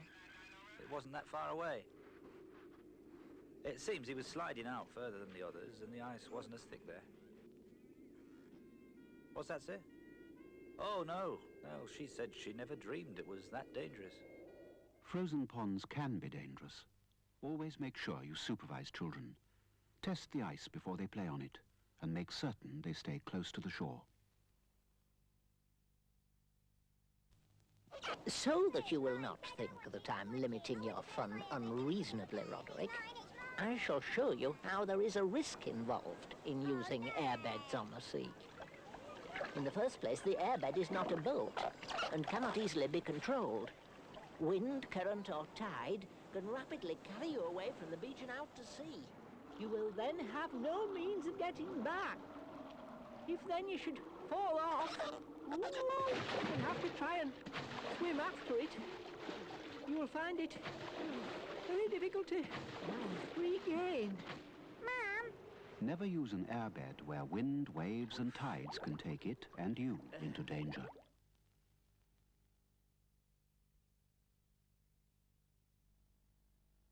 Don't dazzle. Dip your headlights. Well, here we are in Oak Apple Road to see Augustus Windsock, the oldest living cyclist in the world, overtaking a parked vehicle. What a superb opportunity this is for all young cyclists to see the master in action. What elbows, what knees. And now, as he approaches, he looks back to check on traffic behind him. He makes a signal. Nothing sloppy there. Absolutely clear to anything coming behind. And now he moves out so he can see ahead, slows up to let traffic go by, and now smartly past the vehicle and tucked in again close to the curb. When you see an action like that, so gracefully, so correctly performed, you understand just why he stayed alive so long. Breaststroke, backstroke, butterfly and crawl, dog paddle, belly flop, you can do them all. Learn to swim. Diving from the highest board or dabbling your toe tips, all together in a row or polishing your back flips. Do it in a council pool or where the millionaires go. Learn to swim. The lip has like a bouncing splash. Granny takes it easy. Henry wants to cut a dash on a surfboard when it's breezy. Find a place you like the best. Do it in your pattern vest. Learn to swim. Breaststroke, backstroke, butterfly and crawl, dog paddle, belly flop, you can do them all. Learn to swim. Learn to swim.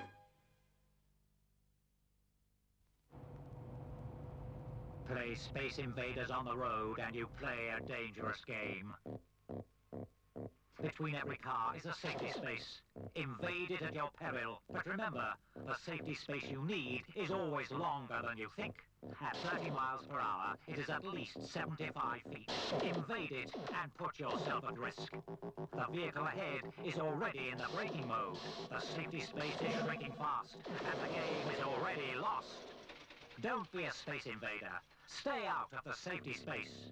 It's one game you can't win, Earthling. You know, sometimes I do get awfully fed up with you lot. I'm always happy to help you when you want to swim. I give you lots of fish to catch. I even leave you things to play with when I'm not around. But then some of you start taking me for granted. You know I have my bad moods, and yet you ignore all the warning signs. Then you shout for help when my undercurrent carries you away. Or when a wave sweeps you off. Or when you get cut off as I come rushing back with the tide. I can't help the way I'm made. You know what I'm like. The sea can take you by surprise, so never ignore any warning signs.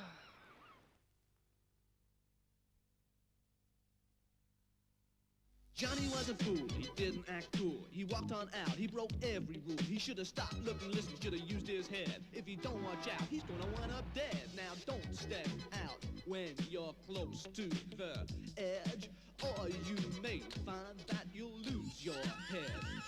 When you're out on the streets trying to cross the road, you gotta try to remember your green cross code. You gotta stop at the edge, you know you gotta take care. You gotta stop, look and listen, cause there's danger everywhere. Now don't step out when you're close to the edge. Stop, look, listen, think, and you won't lose your head. Always stop and think before you cross.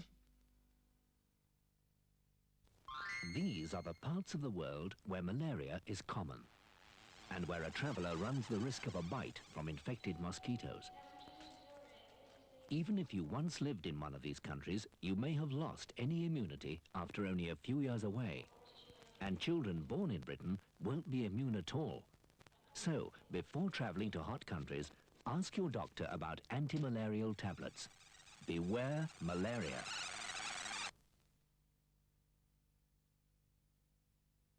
If you're bitten or scratched or even licked by any animal when you're abroad, take no chances.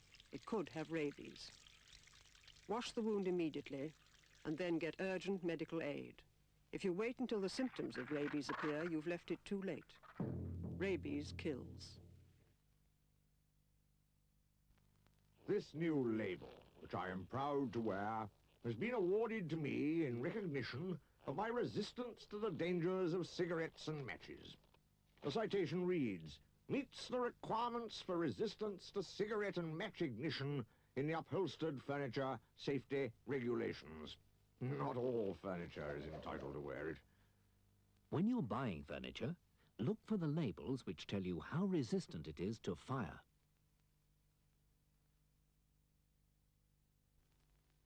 Now, as any experienced sailor will tell you, there are many hazards awaiting the unwary. But even in a small boat, you should be perfectly safe if you know what you're doing and you carry the proper safety equipment. You should have a life jacket and safety harness for everyone on board, life buoy and buoyant line, bailer, anchor, oars or paddles, and a set of flares for use in distress only. Idiot. Oh, and don't forget the fire extinguisher. Of course, it goes without saying that you should know how to use them all.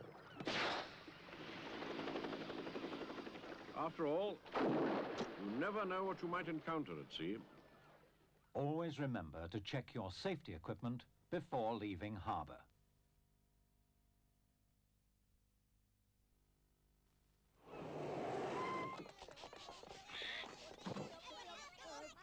To prepare dinner for a seagull, take one small boat.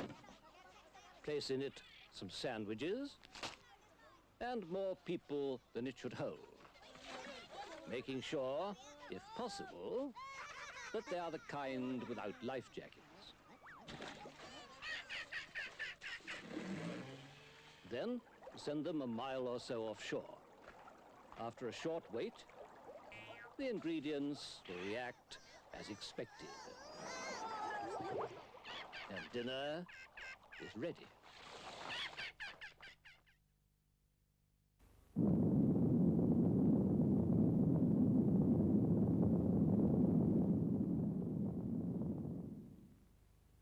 A warning may come quite unexpectedly. We will now tell you what to do if a warning sounds when you are at home. And then we will explain what to do if you are out of doors. First, if you are at home. If attack is imminent, you will hear the attack sound like this.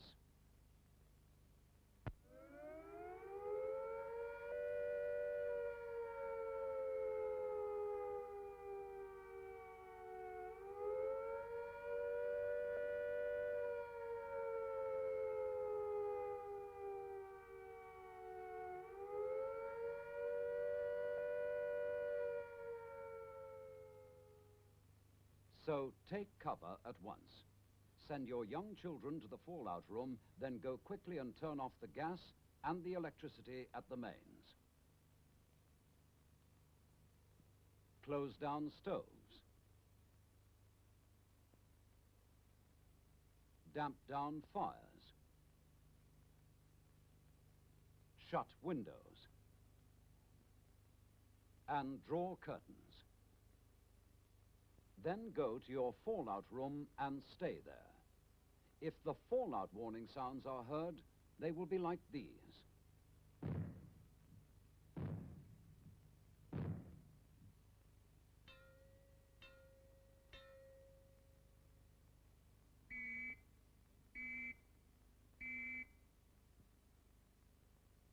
You should now move yourself and your family to the safest area in your fallout room.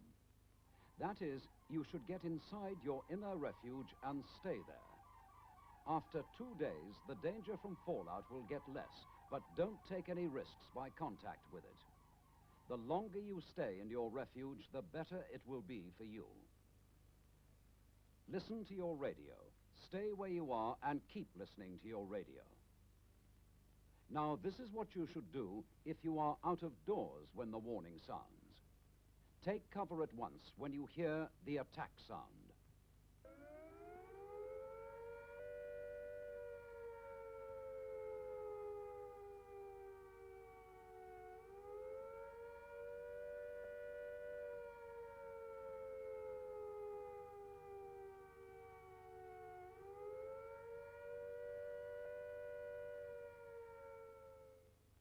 If you cannot reach home in 10 minutes, take cover in the nearest building. If there is no building nearby, try to find some solid cover. If there is no solid cover, lie flat in a ditch or a hole and cover your head, face and hands as fast as you can with some of your clothes. If you hear the fallout warning,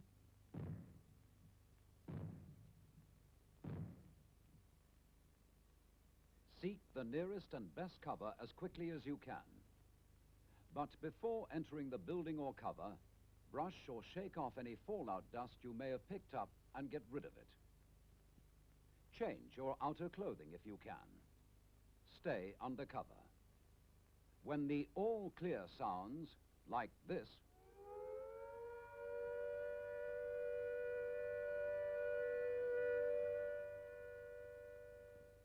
it means that you are safe from attack or fallout for the time being, and that you can go out again. But keep listening for further warnings, or to your radio for further advice.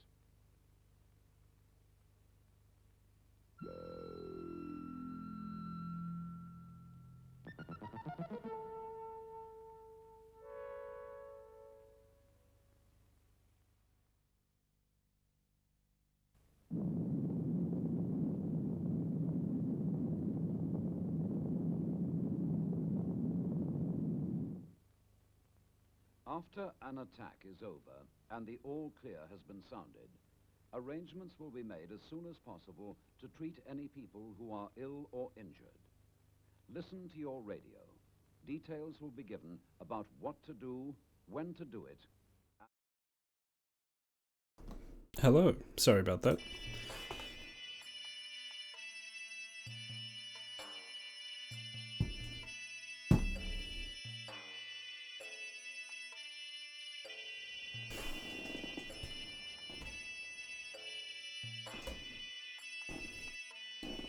Just enjoying some water. Switching to Ryutama. Ryutama seems neat. I've never had the opportunity to play it.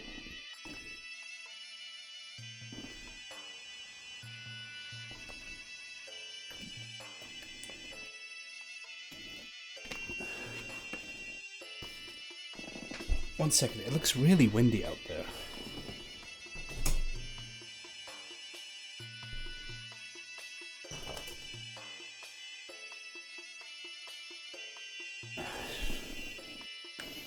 Was just checking the weather outside.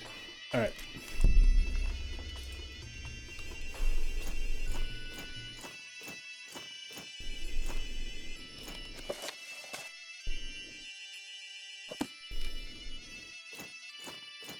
Come on, I haven't got all day, you know.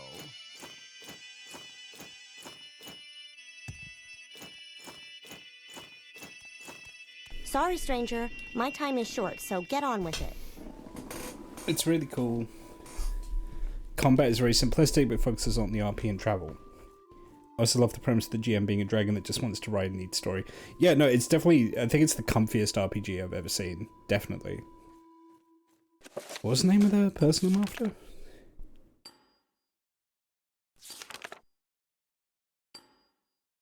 Receiver.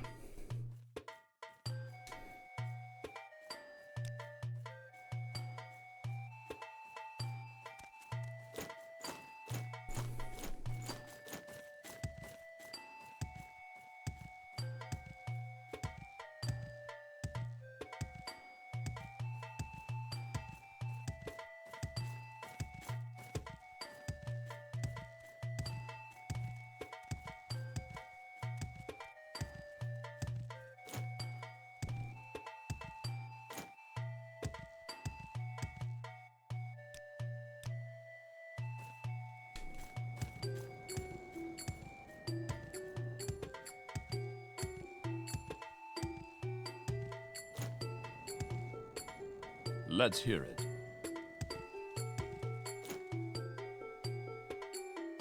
Yes?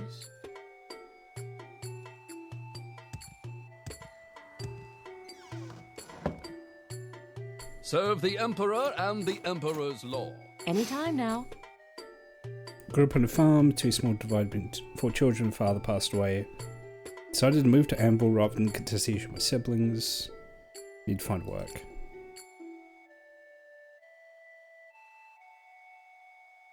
No. She's not convinced, but...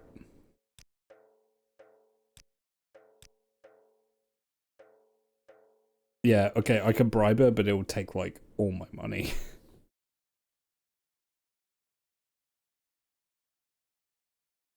I also love the fact that it puts the GM as a character in the game because it makes for some fun interactions. In one of the games I ran, my character was a white-green guinea pig that just sat on the wizard's shoulder and ate cucumbers. Aww.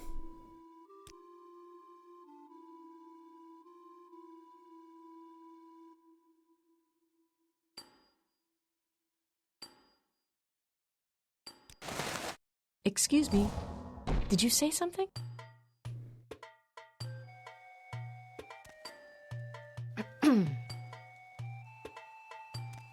I need some, like, Telvanni bug musk or something.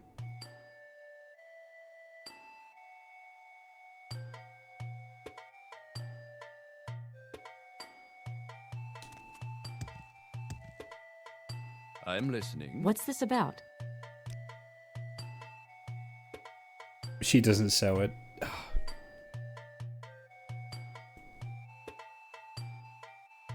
Although, I can teleport back to Morrowind and buy some.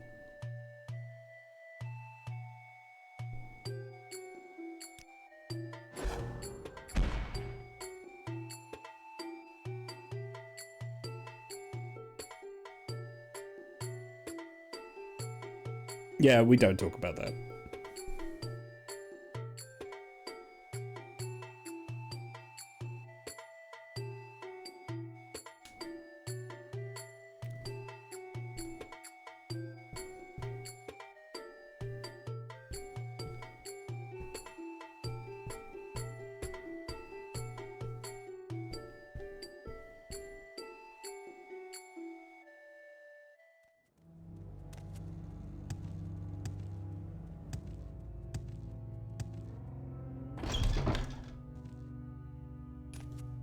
Welcome.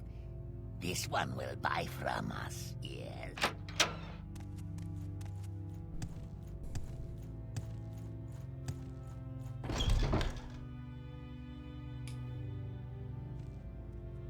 May I help you?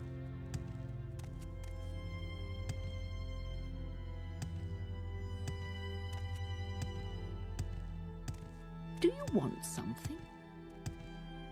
Do you sell any? Potions? You do? Oh. 370, yeah, that's worth it. At your service? That basically pays for itself when you consider money saved on bribes. Do you want something?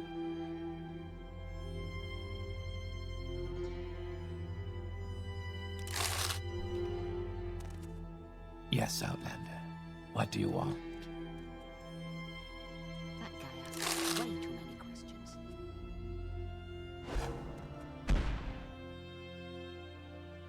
There was one TTRPG my friend bought a while ago where the players are members of a knightly order of mice who are fighting to protect their forest.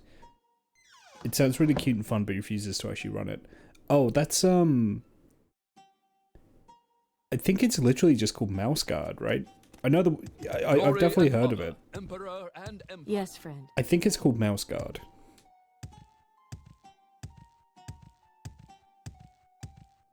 Oh, it's raining outside. I've got my window open. It's the middle of the night. I can hear the wind blowing a bunch of shit around out there. But that beautiful rain smell is coming in through the window. Emperor and Empire. You know the one What's I mean. this about? I like the smell of rain.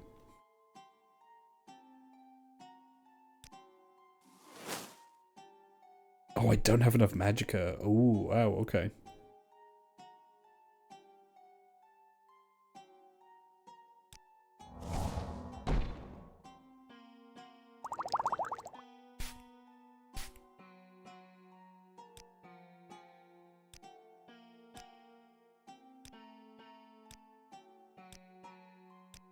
Lady, come on.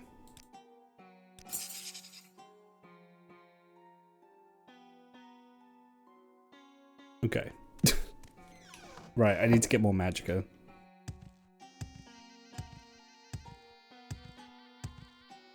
Now, where did I put that?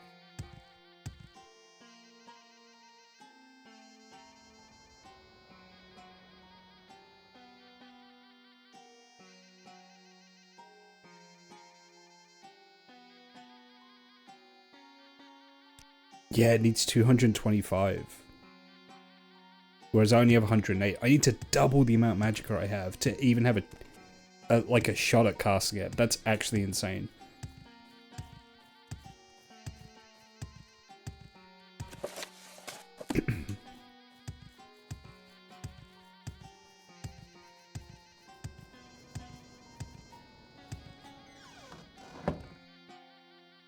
In the front lines on the war I against have crime. many bargains.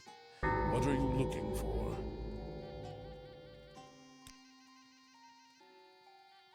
Armor rating 4. Not as good as what I have. His disposition is high though, so I can sell stuff. I could sell stuff to him for a pretty good profit, so.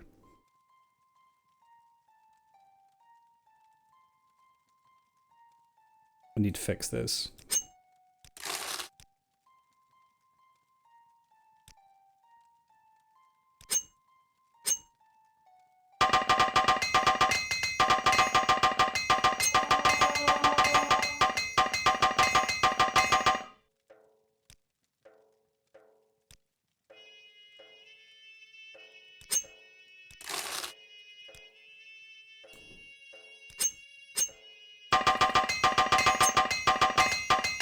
The sound of XP. Yeah, the sound of carpal tunnel syndrome.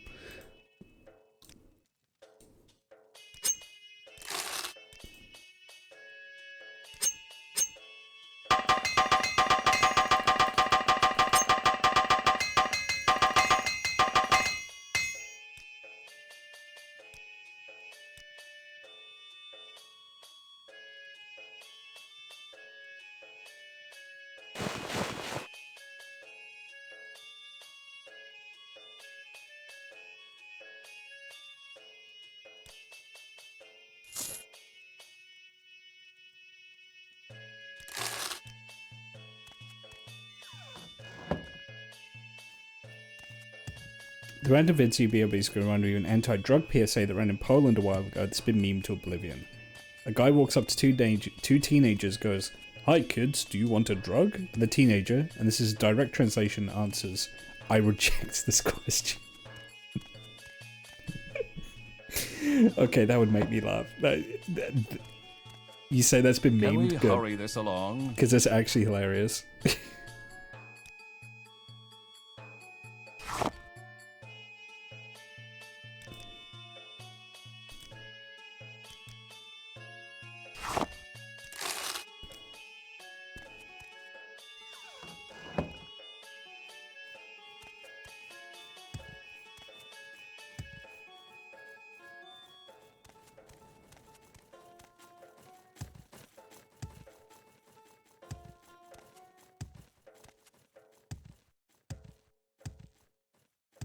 Those icons are incredibly RuneScape. What, on the house? Hurry this up, will you? Oh, wait, you're receiver.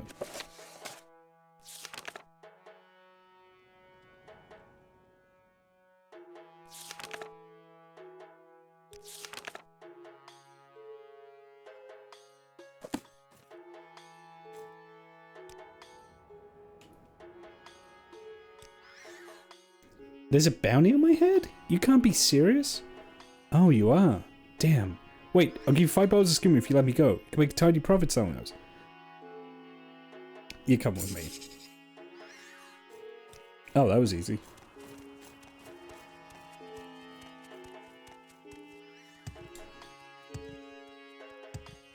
I probably could have made money flipping the skimmer, but I'll get more money for the bounty. Poland had some wild PSAs now that I think about it. Like, we had one about letting kids from poor families into good schools would literally make the buildings collapse. What? What, you had a PSA, like, reinforcing classism?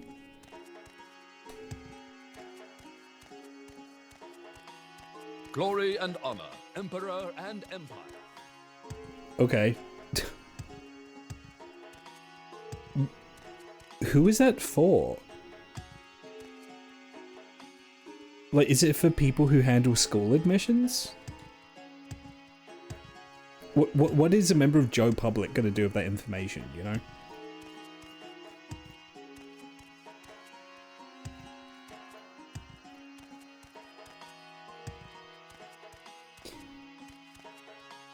It was a policy of our Ministry of Education for a good while that was just, we only pick the good ones. Ugh.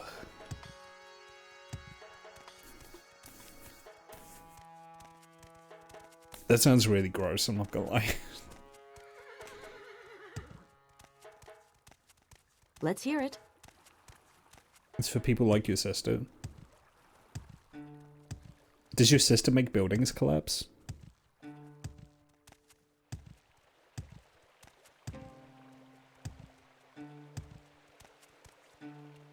Go ahead. I'm waiting.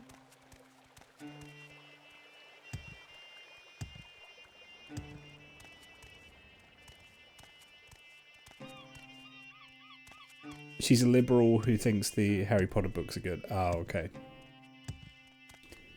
The same ministry staff also had a weird thing for school uniforms in Oxford estate. Oh, okay. So they're being tier-boos. They just want to be like the British. Here we don't have to have PSAs reinforcing classism. We actually pretend that we're against classism, but it's baked right in, so we don't have to do anything. It just exists.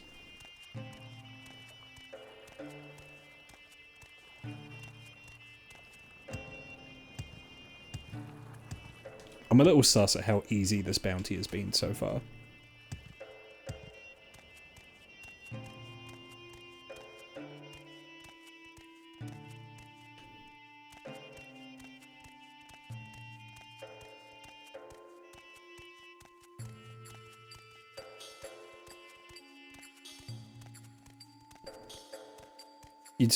You discriminate based on what people say the word bottle. I don't think you pretend. No, but we definitely want to make out like that we're past that, even though we're very much not. I'm using like the royal we, you know, like the collective we. I know that the classism is still in.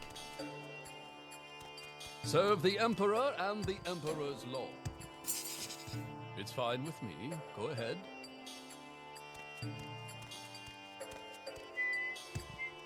Bottle. If I was out in public, I'd just say bottle. My accent changes depending on where I am. If I'm out in public, my accent gets way thicker.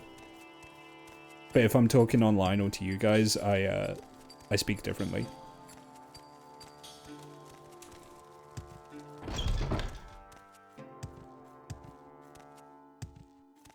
And I can't do a demonstration because I have to be in a conversation with someone else local to hear for my voice to change.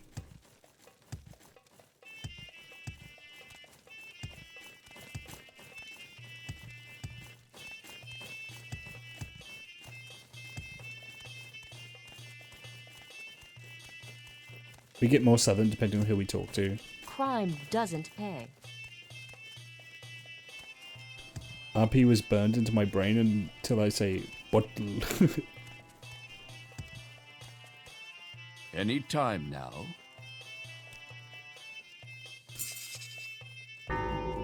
Yeah, 500. I mean, I probably would have gone about that if I sold the skooma, so.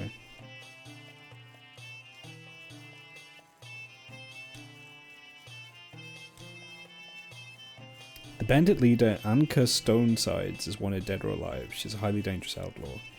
She's an odd gang leader wanted for smuggling, banditry, and highway robbery. Only Anka is mentioned in the bounty. You probably have to go through her gang to get to her. But don't worry if you miss a few. Once she's killed or captured, any survivors will disperse will be much less of a problem. 2,000 capturing her alive, 1,500 if she's dead. Be careful, she's very dangerous. Yeah, I don't think I'll do that tonight, but I'll get the quest. Okay, I have a Mage's Guild quest. Tissia has asked me if I've obtained the Start the Banishing Light from the enchanter Ariador in her store in the Bazaar of the Abyssine. Okay.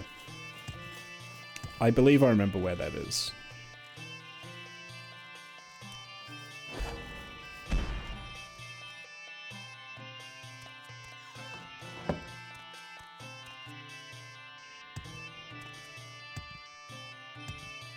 I say it with the hard T, yeah.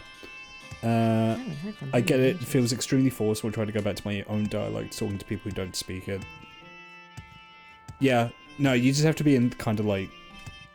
You have to be in the right environment for it, you know? Human beings like to mirror each other.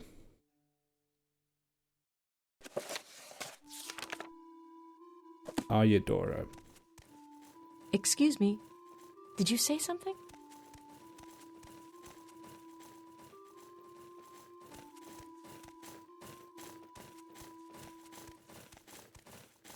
If you want something, Let's hear it. Now's the time to talk. Oh! Duende!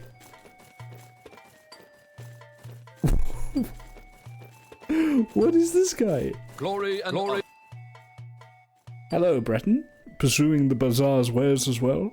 Ah, it lifts even the heart of this old gremlin to smell these heady aroma of spices from far-off lands, and to see the sights of merchants plying their craft. So, what can I do for you? My name is Oakley. I'm a businessman. This bazaar is the best place in Anvil for me to put my skills to use.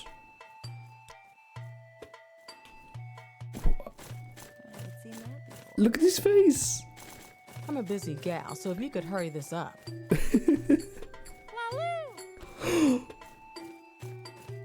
Why am I always surrounded I by love him. fawning admirers? If anything happened to Oakley, I would kill everyone in this bazaar.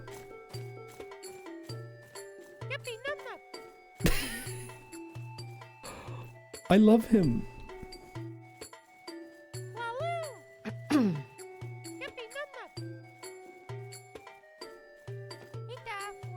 He's dancing.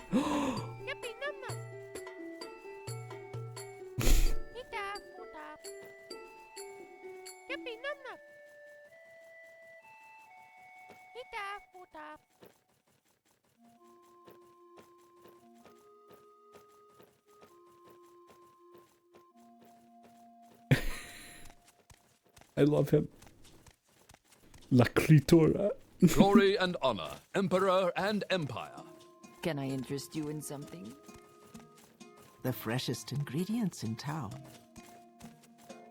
I'm looking for a lady called Anyadora. Go ahead, I'm waiting. My father is from Central Poland and my mum is from Silesia.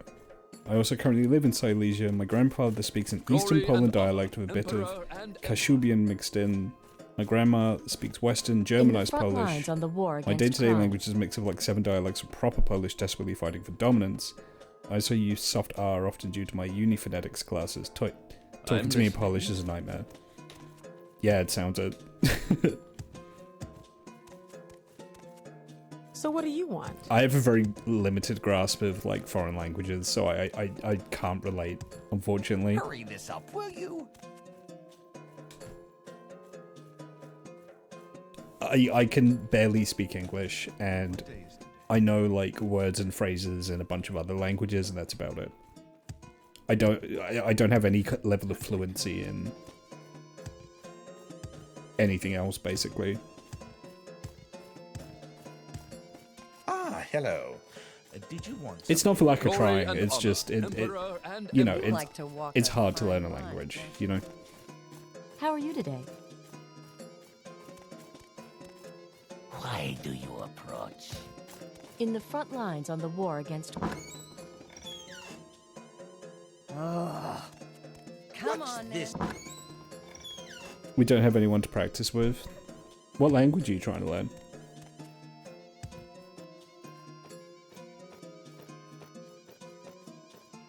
I love this guy. Serve In the the front emperor lines on the and war the against emperor's crime. law. Go ahead, I'm waiting. Russian theoretically. what do you Oh, want? okay. Glory and honor, emperor and empire. What's this about?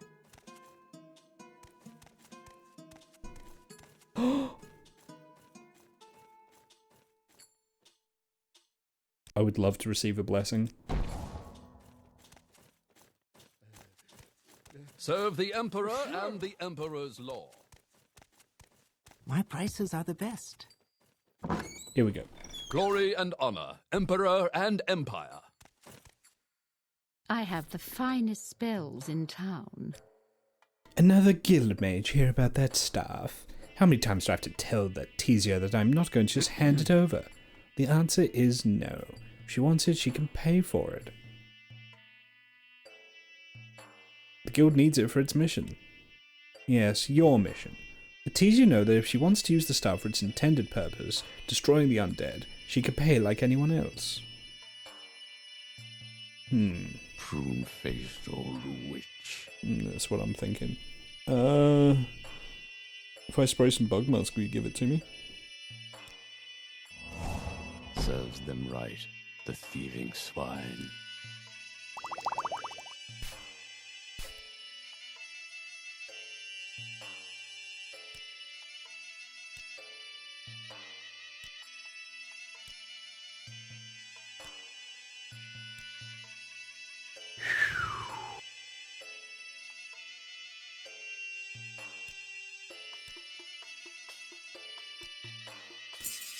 Yes, there we go.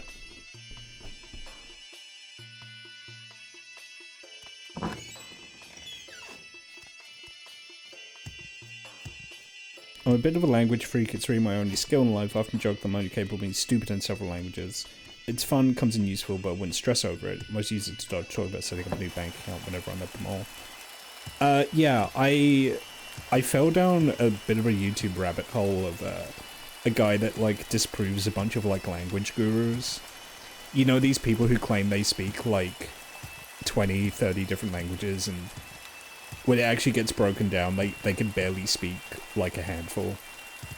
I'm listening.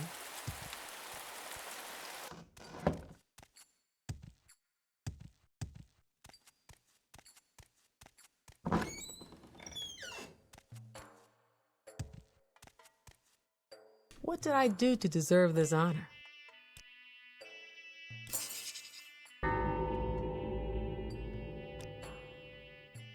I'm now an evoker, yay!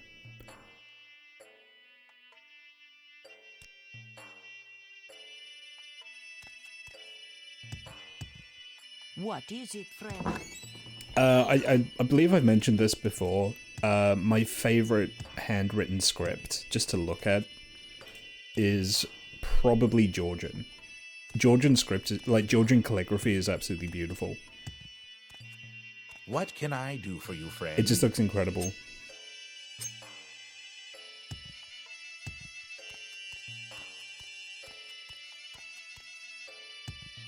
What is it? What do you want? How can I help you? Okay, I think I'm out of Mage's Guild quests here. Okay, I think I might head back to Morrowind for a bit.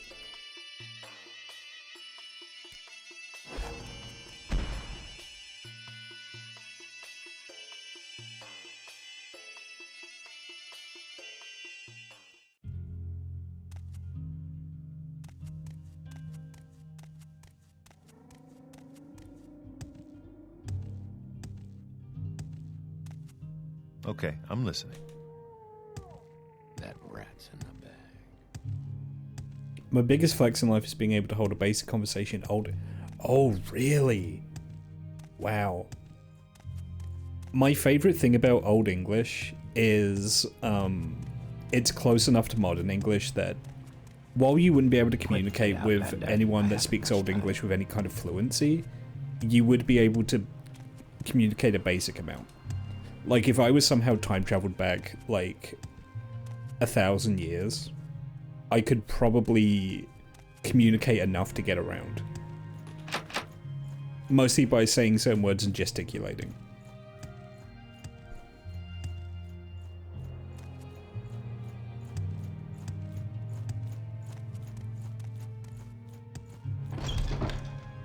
Hail, friend.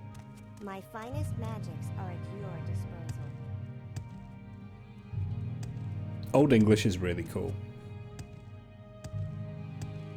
Hello, They'd think I was Elton. just French or something. I hope you won't take too much of my time. Fun fact, for a period in England, English people would call anyone foreign French. And there is an account of a Spaniard who visited around the time of like King Henry VIII, and he got really offended that everyone called him French. May I help you? It's close enough to understand each other somewhat, especially Middle English, somewhere around the year 1300, is based just modern English written phonetically. Yeah, I've read some Chaucer, and it's surprising how legible Chaucer is. I have the finest spells. Like, if you just read Chaucer aloud, you can basically just follow along to what he's saying. And I think Chaucer was like 14 something, I think.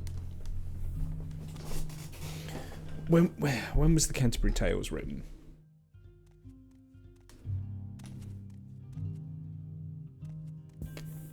Yeah. French was, for a while, was the dominant language in England.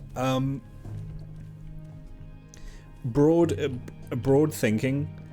It kind of depends where you were, because a lot of quote-unquote England was like, for example, England had holdings in France, so obviously in the English-French holdings, they would have spoken French.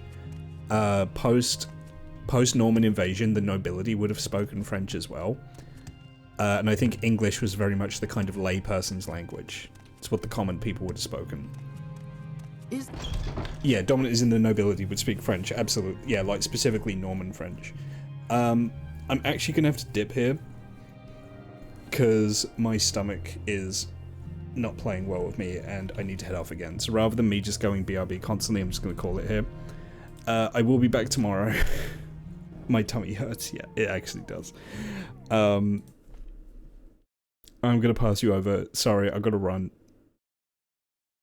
If you sense urgency in my voice, that's why. Oh, alright. You've all been wonderful. To be fair, this was going to be a late, casual stream anyway. I am going to be passing you over to Moostel. She is playing Fire Emblem. She's wonderful. She is a cool lady who plays many games, but specifically Fire Emblem. And I hope you will show her some love.